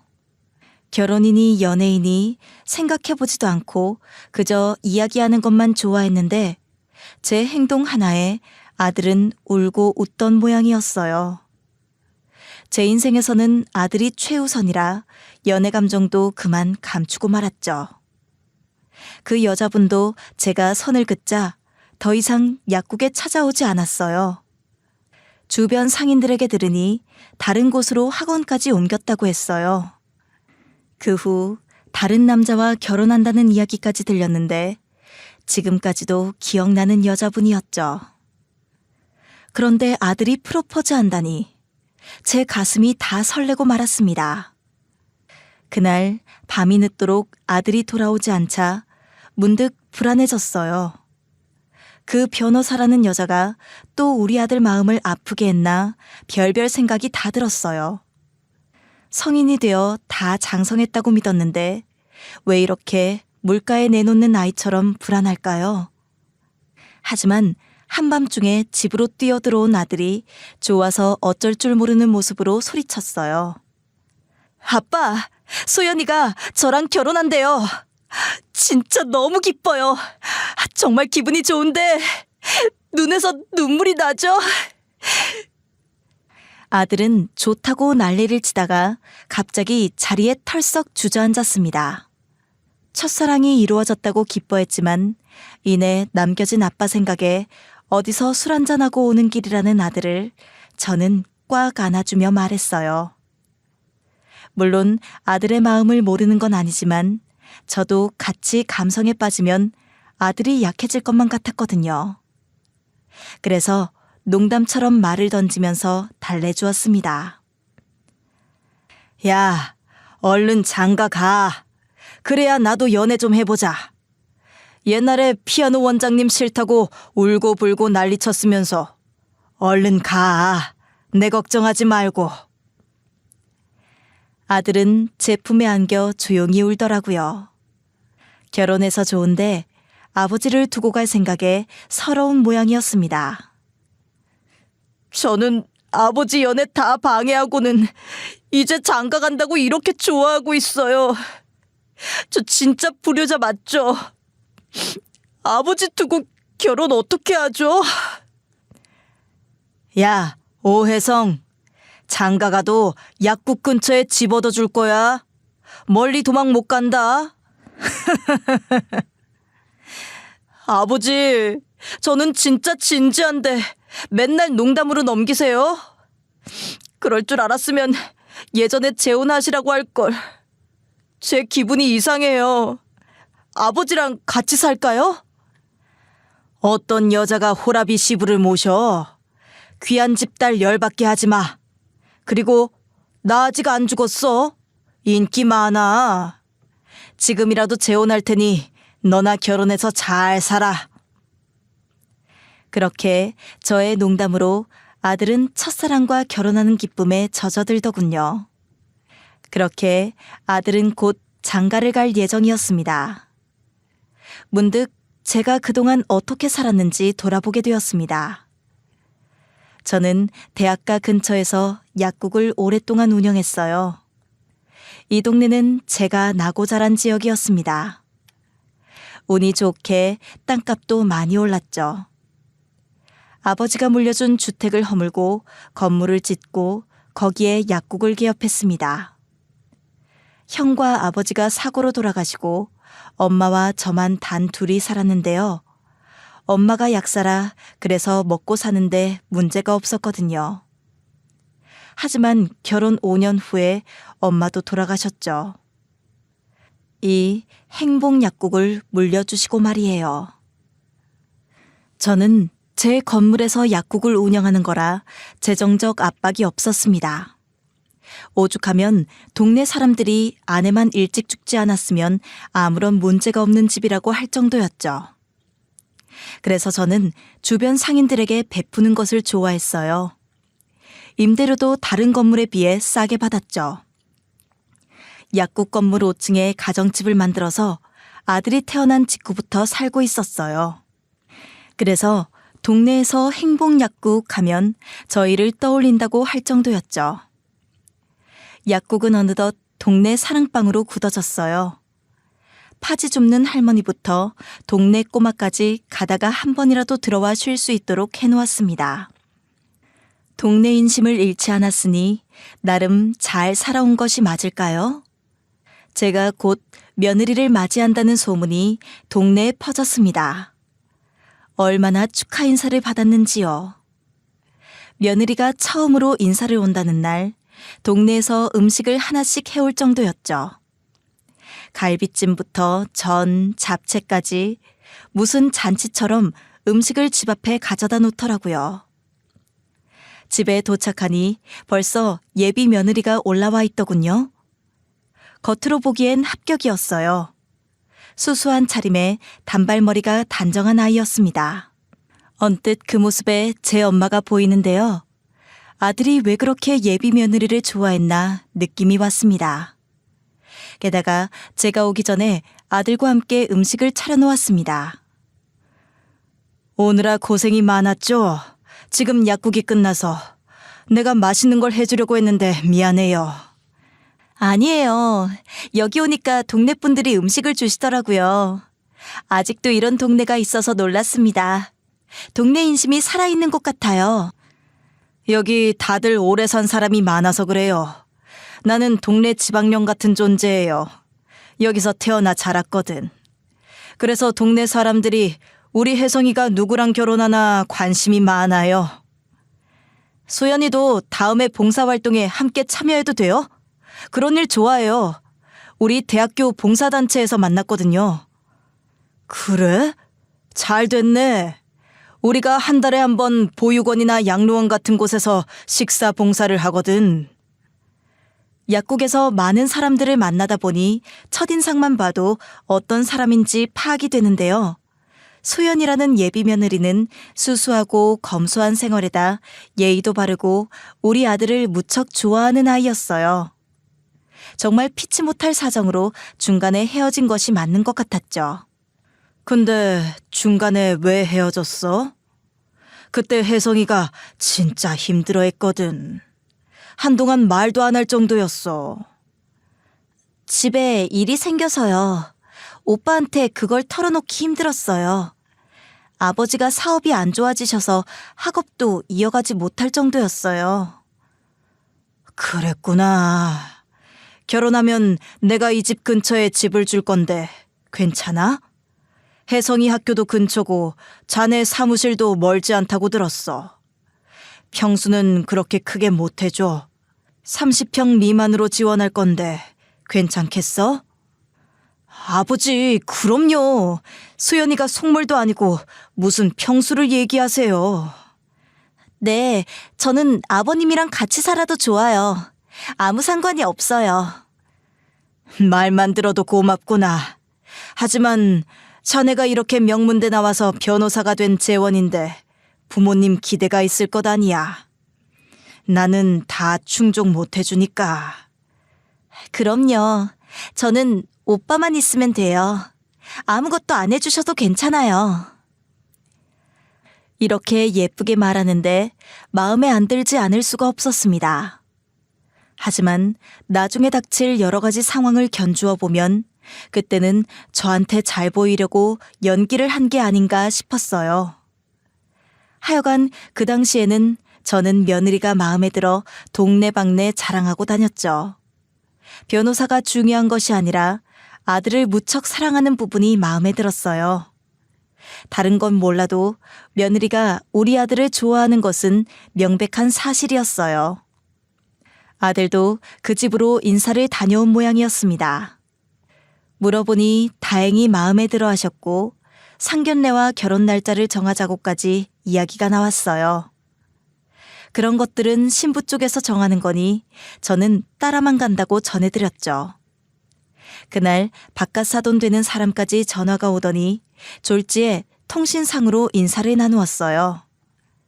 사업을 한다는 사돈의 목소리가 화통하고 좋았습니다. 저는 아내가 없으니 이런저런 이야기를 바깥 사돈하고 하는 게 편하다는 이야기도 덧붙였습니다. 그러고 나니 막상 아들의 결혼이 실감이 났습니다.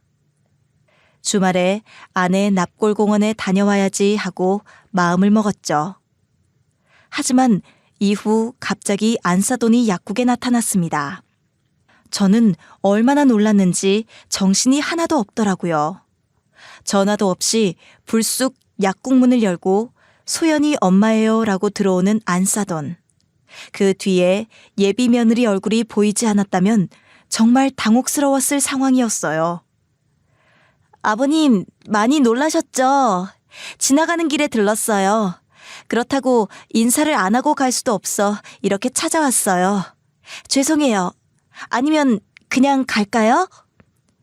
아니야, 내 몰골이 초라해서 문제지. 사부인, 시원한 음료수 하나 드실래요? 괜찮다고 손사래를 치는 예비 안사돈은 조사 나온 사람처럼 약국을 스캔하더라고요. 이 정도 유지하시려면 약국 영업 잘 되나 봅니다. 엄마 없이 아들 키우시느라 고생이 많으셨어요. 사위가 비주얼이 진짜 좋더라고요. 선생 따위 하기 아까운 인재예요.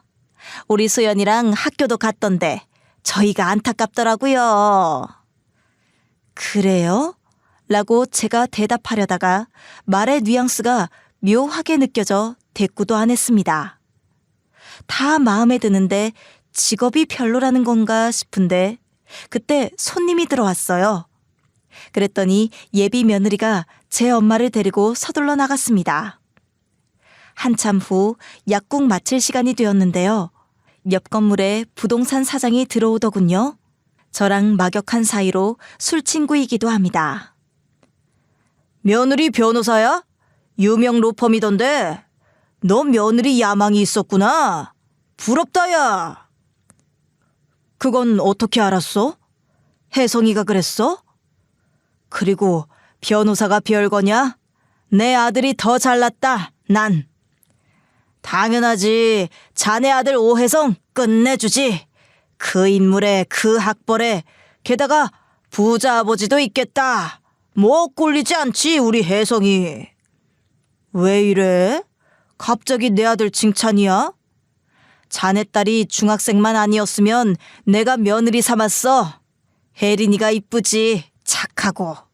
그럼 우리 딸 클 동안 기다려. 15살 차이는 아무것도 아니야. 농담이다, 농담.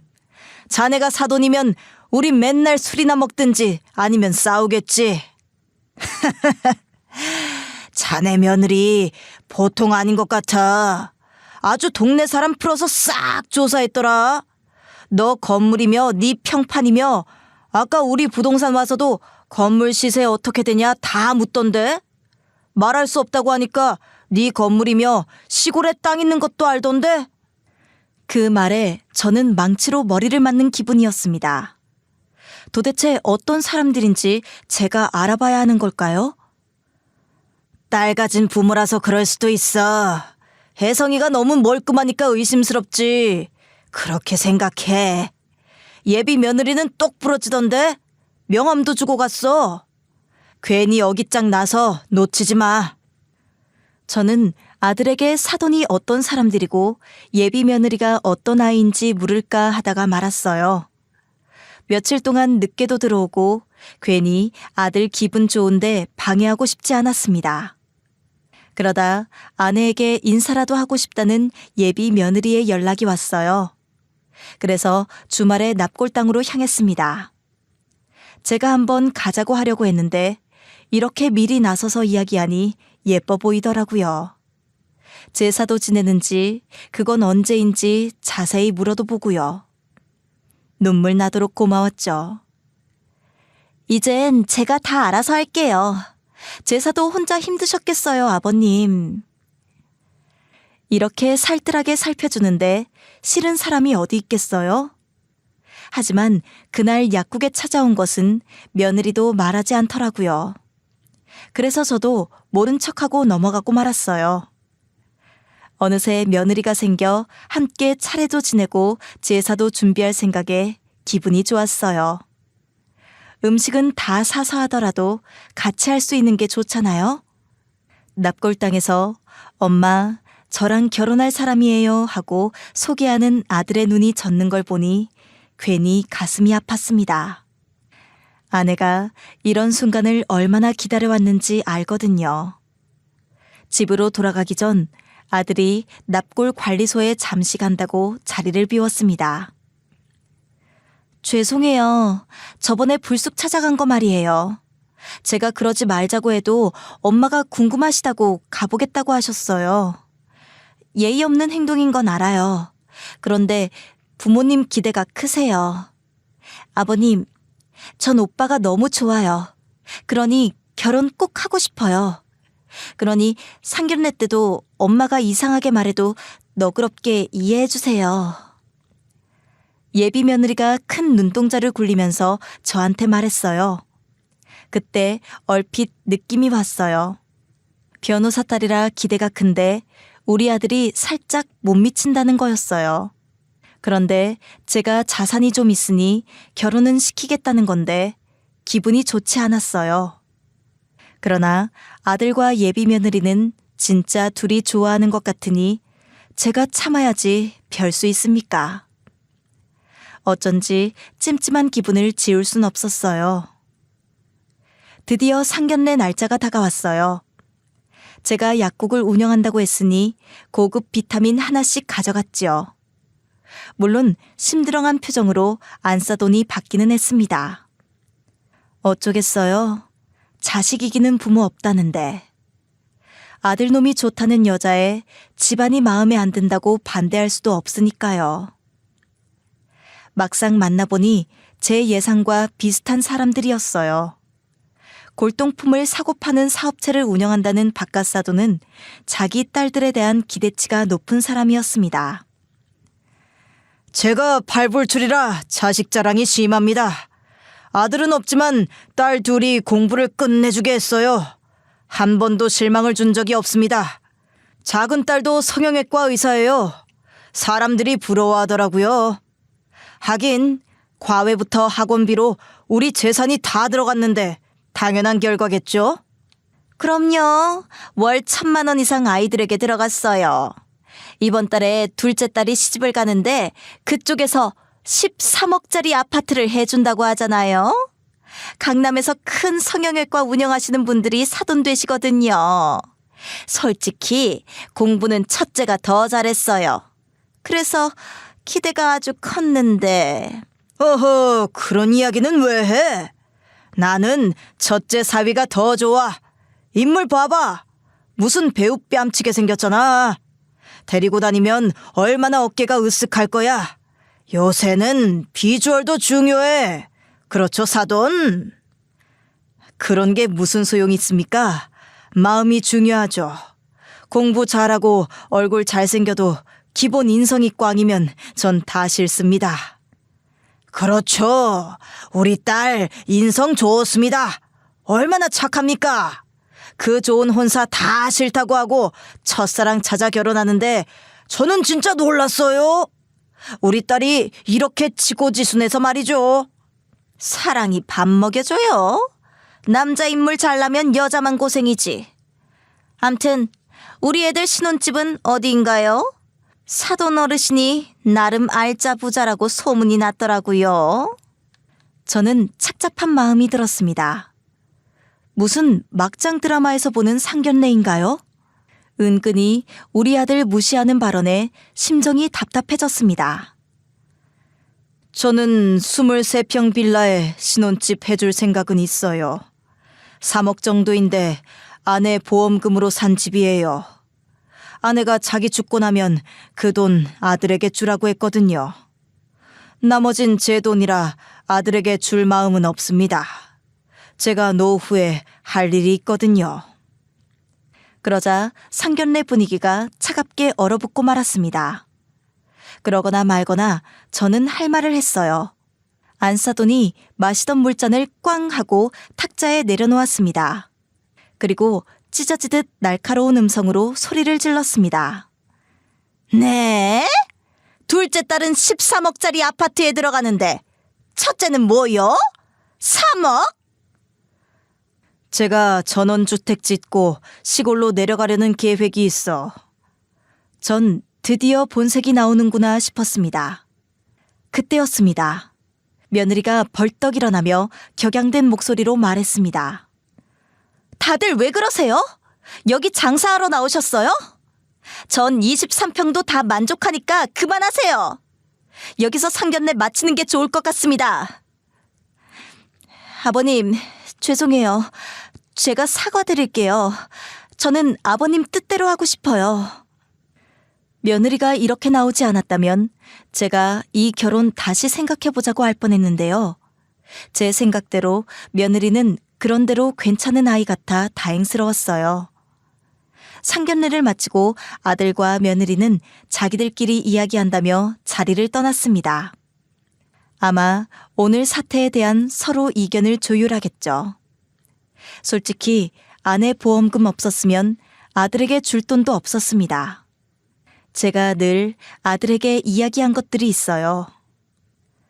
아버진 널 최선을 다해 키우지만 이 건물하고 약국 그리고 내 재산 당장 물려줄 수가 없어. 물론 한 푼도 안 준다는 건 아니야. 나중에 아버지 죽고 나면 자연스럽게 네 재산이 될 테니 그때까지 탐내지 말라. 응? 물론 탐낼 아들도 아니었어요. 제가 아무리 그래도 아들을 철학도 없이 키우진 않았거든요. 저는 내년에는 약국을 처분하고 시골로 내려갈 생각이에요. 나머지 돈은 자선단체에 기부도 하고요. 그 후에는 전원주택을 짓고 제 인생을 즐겨볼 생각이었어요. 그렇게 상견례가 흐지부지 된 상태로 며칠이 흐르고 아들이 출근하면서 약국에 들러 하던 대로 비타민 음료수를 마셨어요. 그리곤 고민했던 이야기를 꺼냈습니다. 아버지, 수연이랑 이야기했는데요. 그 3억 빌라도 감사히 살겠다고 했어요.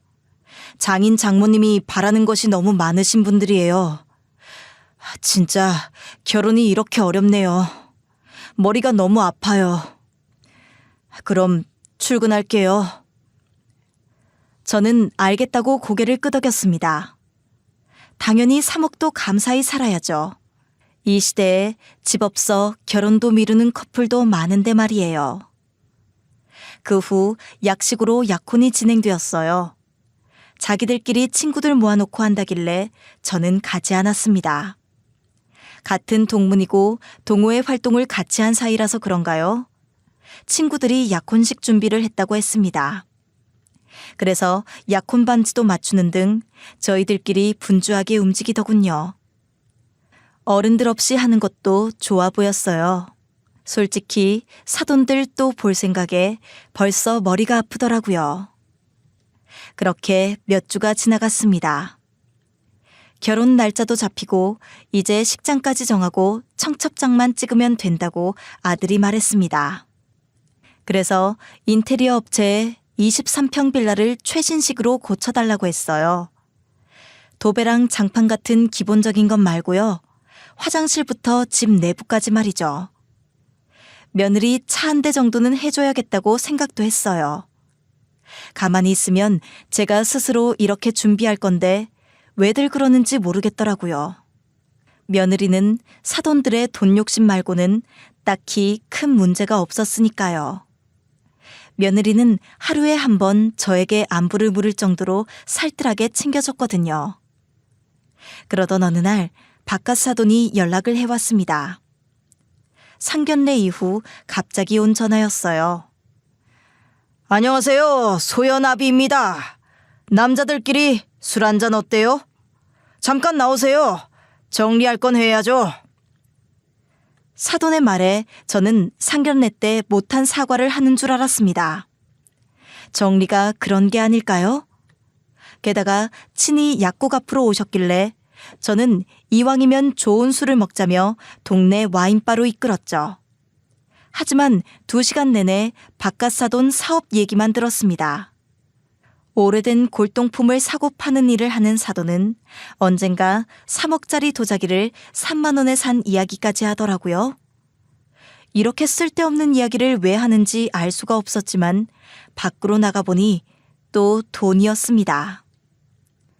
얼큰하게 취해선 와인바를 나오고도 편의점에서 맥주 한 캔 더 하자고 난리를 쳤어요. 주사가 상당한 사람이라는 생각을 했습니다. 동네 창피할 정도였습니다.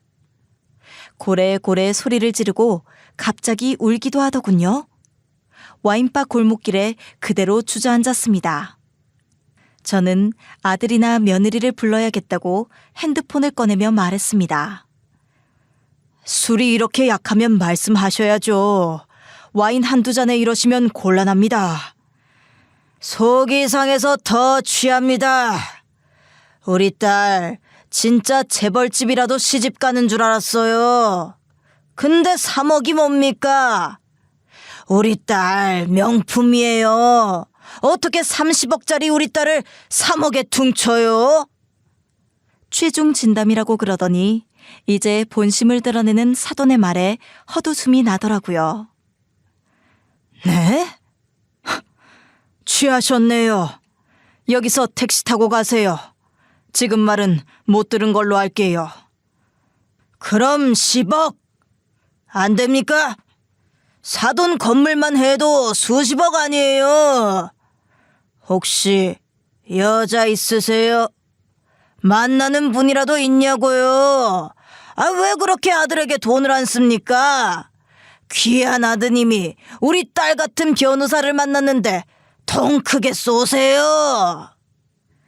싫은데요. 우리 아들이 어디가 모자라 그 돈을 줘서 따님을 데리고 옵니까? 10억 못합니다. 그리고 여자 없어요. 저는 아들밖에 없습니다. 댁이 어디시죠? 택시 잡을게요. 좋다. 그럼 8억. 더는 양보 못합니다. 제가 청첩장 아직 찍지 말라고 했어요. 8억 밑으로는 우리 명품 딸 못 보내요. 중견 재벌집에서도 사돈하자고 청이 들어와도 그놈의 첫사랑인지 뭔지 때문에 안 한다고 합디다. 그러니 8억은 주세요. 에? 진짜 왜 이러는 겁니까? 딸 가지고 장사 그만하세요.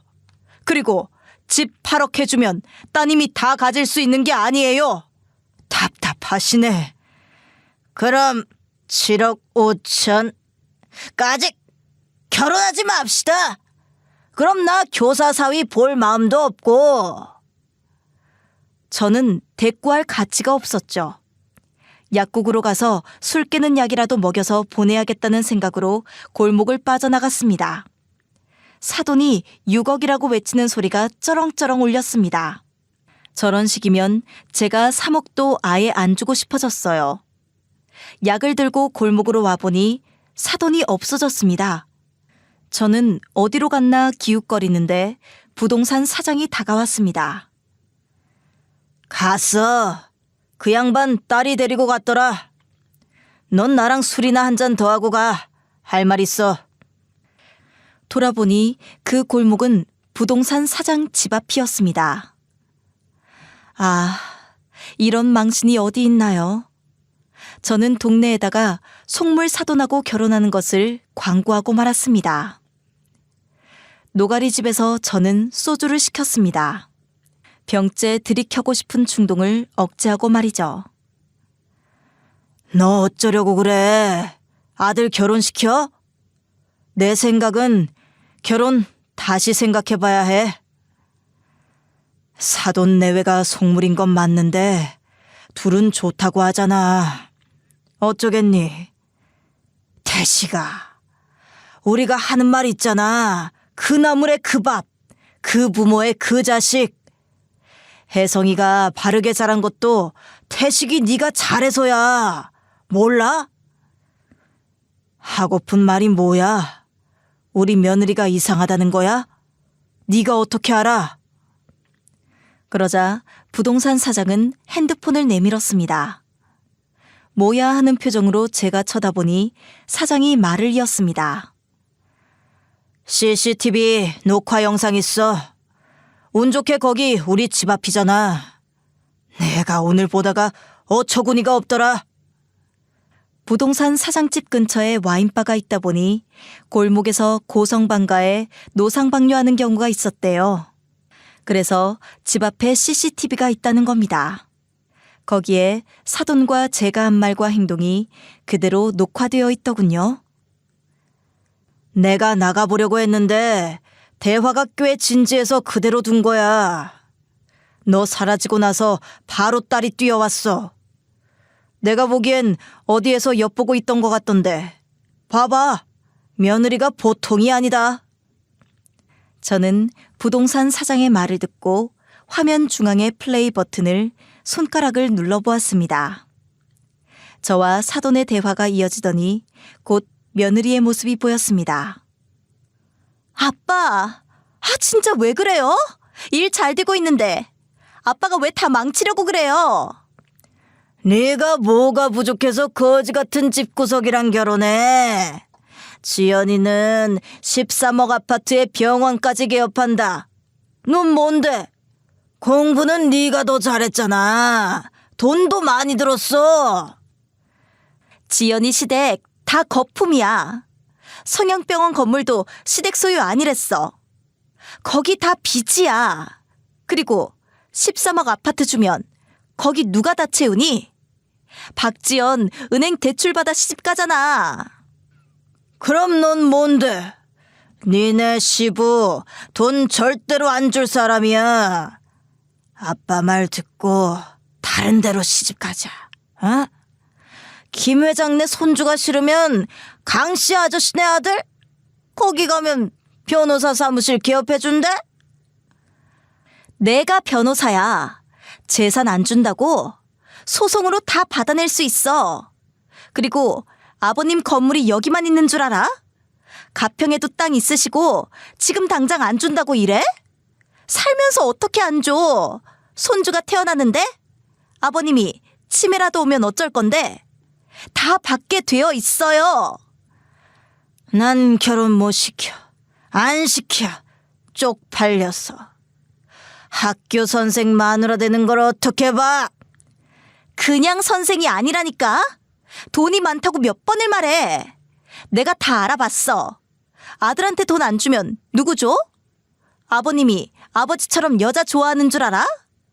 내가 예전에 이렇게 알부자 아들인 줄 몰라서 찬 거라고 몇 번을 말해. 그러면서 며느리는 바깥 사돈을 잘 달래서 데리고 가더라고요. 며느리의 친절한 속마음이 거짓처럼 느껴졌어요. 저는 핸드폰을 밀쳐내고 소주를 병째로 마셨습니다. 속으로 찌릿한 알코올이 넘어갔어요. 영상 다 지워. 불법 촬영이잖아.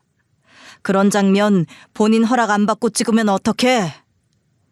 골목 앞에 CCTV 촬영 중이라고 대문짝만하게 써놨는데 못 보고 떠든 것들이 바보지. 아니야? 그래? 근데 내가 이상한 거냐? 돈 있으면 다 줘야 하나 아들한테? 그게 사랑이야? 며느리 말대로 당장 안 준다는 거지 다 받는 거잖아. 그리고 무슨 속마음을 골목길에서 내질러? 이상한 사람들이야 진짜. 이상한 사람들이야. 널렸지. 이 영상 네 아들한테도 보냈다. 우리 동네에서 혜성이 안 업어준 사람 있냐? 우리의 아들이야. 결혼 이따위로 하는데 지켜볼 순 없지. 야, 그럼 상처받잖아. 우리 아들 가뜩이나 첫사랑 헤어지고 힘들어했는데 상처 좀 받으면 어때? 이딴 여자가 첫사랑이냐? 첫쓰레기다. 완전. 게다가 파혼이 이혼보다 1000배 낫지. 그리고 축하한다. 넌 운이 좋았어. 쓰레기 같은 애 며느리로 안 들인 게 어딘데. 당장 파혼시켜. 약혼을 동네 사람 모르게 해서 다행이다. 그래, 파혼이다, 파혼. 10분도 안 되는 영상으로 완전히 끝. 나는 모르겠다, 이제. 이런 영상 보고 혜성이가 결혼한다고 하지 않겠지? 설마 여자애 좋다고 결혼 강행하면 나 결혼식 안 갈 거다. 나도 안 가. 역겨워서 그 사람들 어떻게 보냐. 그래도 아들이 하겠다면 인연을 끊을 거야. 이따 집에 가서 물어봐야지. 이런 걸 보고도 결혼할 건지 말 건지. 그때 노가리집으로 아들이 들어왔습니다. 그러더니 제 옆에 앉는 게 아니겠어요? 우리 말을 들었는지 대답하더군요. 결혼 못해요. 그런 영상 보고 어떻게 해요? 아버지, 엄마 같은 여자가 없네요. 사람이 진실하면 좋을 텐데요. 겉으로 보는 것과 사람이 다른 것 같아요. 네 엄마가 제일 나빠. 우리 두고 갔잖아. 엄마 같은 사람 찾지 마. 그런 게 어딨니? 죄송해요. 제가 이렇게 부족해요. 다음엔 좋은 사람 만나볼게요. 좋은 사람들이 어딨는데 우린 좋은 사람이야? 그냥 솔직한 여자 만나. 네 엄마가 그랬어. 자기 죽고 나서 바로 결혼하면 가만 안 둔다고. 30년은 혼자 살래. 얼마나 솔직하냐. 거짓말하면 언젠가 다 들켜. 누가 알았겠냐. 거기 부동산 아저씨가 CCTV 설치할지. 그날 아들과 오랫동안 술잔을 기울였습니다. 다음 날 아들은 옷을 잘 차려입고 사돈댁에 갔다 온다고 했어요. 정식으로 결혼 못한다고 말하고 온다면서요. 저는 살아 돌아오라고 말했죠. 아들이 빙그레 웃더군요. 그냥 솔직하게 말하려고요. 그런 수필 있었잖아요. 만난 것이 안 만난 것보다 못하다고. 피천득의 인연인가요? 역시 첫사랑은 다시 만나면 안 되는 것 같아요. 시끄러워. 좋다고 난리칠 때는 어쩌고. 소연이 좋은 남자, 15억 아파트 주는 남자 만나라고 해. 너희 둘 안 어울려. 가치관이 달라서. 아버지, 모든 것이 해결되었습니다. 다시 시작할게요. 라는 아들의 문자에 저는 가게 문을 열었습니다. 한여름밤의 꿈처럼 아득해지더군요. 그날 오후에는 도저히 일이 손에 안 잡혀 가게를 닫고 아내 납골당에 다녀왔습니다. 아들에게 좋은 일만 생겼으면 좋겠다며 아내에게 빌고 왔어요. 그리고 며칠 후 예비 며느리였던 소연이가 찾아왔습니다. 어쩐 일이니? 이제 우리 사이 볼 필요가 없는 걸로 아는데. 잘못했어요, 아버님. 아버지 설득하려고 한 말이었어요. 제 본뜻이 아니었어요. 그랬구나. 그래. 나도 네가 우리 아들 진심을 좋아한다고 봤거든. 맞아요. 전 혜성 오빠 없으면 안 돼요. 오빠랑 헤어지고도 잊지 못했어요. 그때도 엄마가 헤어지지 않으면 혜성 오빠 찾아가서 난리 피운다고 해서 헤어진 거였어요. 그러니 아버님이 도와주세요. 근데 말이야, 난 도와줄 것이 없어. 나는 변호사님 집하고 사돈 맺을 마음이 없어. 그런 식으로 사람을 대하는데 어떻게 결혼해? 아들이 하겠다면 나도 인연을 끊으려고 했어. 근데 아들도 못하겠다고 하니까 이걸로 끝내. 결국 속마음 다 들켰는데 더 안 돼. 그 영상 제 속마음 아니에요. 그리고 저 죽겠다고 약을 먹을 생각이에요. 그러면 부모님도 달라질 거예요. 저는 그 말에 하면 안 되는 행동을 했어요. 주먹으로 꿀밤을 하나 때렸거든요. 콩 소리가 나도록 말이에요. 아픔을 주려는 게 아니고 말을 그렇게 하니까 참을 수가 없었어요. 약사 앞에서 약 먹고 죽는다는 소리를 해. 고소하려면 해. 난 참을 수가 없었어. 아니, 누구 앞에서 죽는다고 해? 그 정도로 단호한 마음이면 처음부터 인연 끊고 시작했으면 여기까지 안 왔지. 그냥 변호사하고 수준이 비슷한 사람 만나. 이제 다시 찾아오면 내쫓을 거야. 꿀밤을 맞고 변호사는 쓸쓸히 돌아섰어요. 아마 몇 년 동안 우리 아들 생각하고 울각인데 속이 시원했습니다. 골목길에서 호기롭게 속마음을 말할 때는 이런 결과를 기대하지 않은 모양이겠죠. 아들은 태연하게 잘 지내던데 그때 아쉬운 감정들이 모두 상쇄된 모양이에요. 게다가 상대에게 실망하면 그럴 수 있잖아요. 하지만 이 변호사는 아니었어요. 제가 아파봐서 아는데요. 아들을 좋아한 것은 틀림없었고 시련의 상처가 오래 남을 것만 같았어요. 그 사돈들 마음고생도 하겠다 싶었어요. 남의 아들 무시하니 그렇게 벌을 받는 거로 생각했습니다. 아니나 다를까요? 시간이 지나 아들이 말하길 변호사를 그만두고 우울증이 와서 병원 치료를 받는다고 했어요. 아마 마음의 병이 생긴 것이 분명했죠. 저는 그때 아팠는데 소연이는 지금 아픈가 봐요. 제가 위로할까 하다가 쓸데없는 짓 같아 관뒀어요. 이제 전화도 안 받는다고 했고요. 어떡해요? 뭘 어떡해. 다른 여자 만나. 그래서 결혼하고 잘 살아. 그러면 소연이도 정리가 되겠지. 물어보는 제가 잘못이죠. 네, 알겠습니다. 근데 이사는 언제 가요?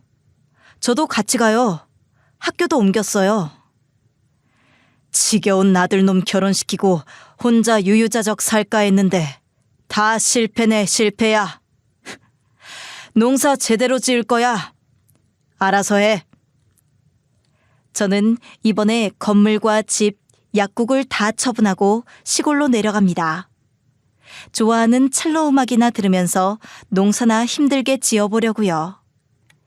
요새 약국에서 멍하니 앉아서 아내 생각할 때가 많았거든요. 그래서 몸을 움직여보려고 합니다. 아들도 근처 시골 학교로 직장까지 옮겼다고 하는데요. 가서 또 새로운 인연이 있으면 아들도 좋은 소식 있겠죠. 저의 새로운 이막도 기대가 됩니다. 농사일이 무지막지하게 힘들다고 하는데 잠시 아내를 내려놓을 수가 있겠죠? 사람이 사람을 가슴에 묻는 일이 이렇게 힘이 드는데 갑자기 돌아가신 어머니가 생각났어요. 아버지와 형이 죽은 후에 어떻게 사셨을까요? 이렇게 사랑이라는 감정이 돈을 살 수 없는데 13억, 10억, 8억 이렇게 아파트나 원하는 사람들이 한심해집니다. 아무튼 그렇게 참교육하고 나서 속이 편해졌어요. 다신 안 보고 싶은 사람들이니까요. 이제 저는 농사를 지으러 가려고요. 오늘 이삿짐을 옮기는데 아침부터 햇살이 좋네요. 지금까지 제 이야기 들어주셔서 감사해요.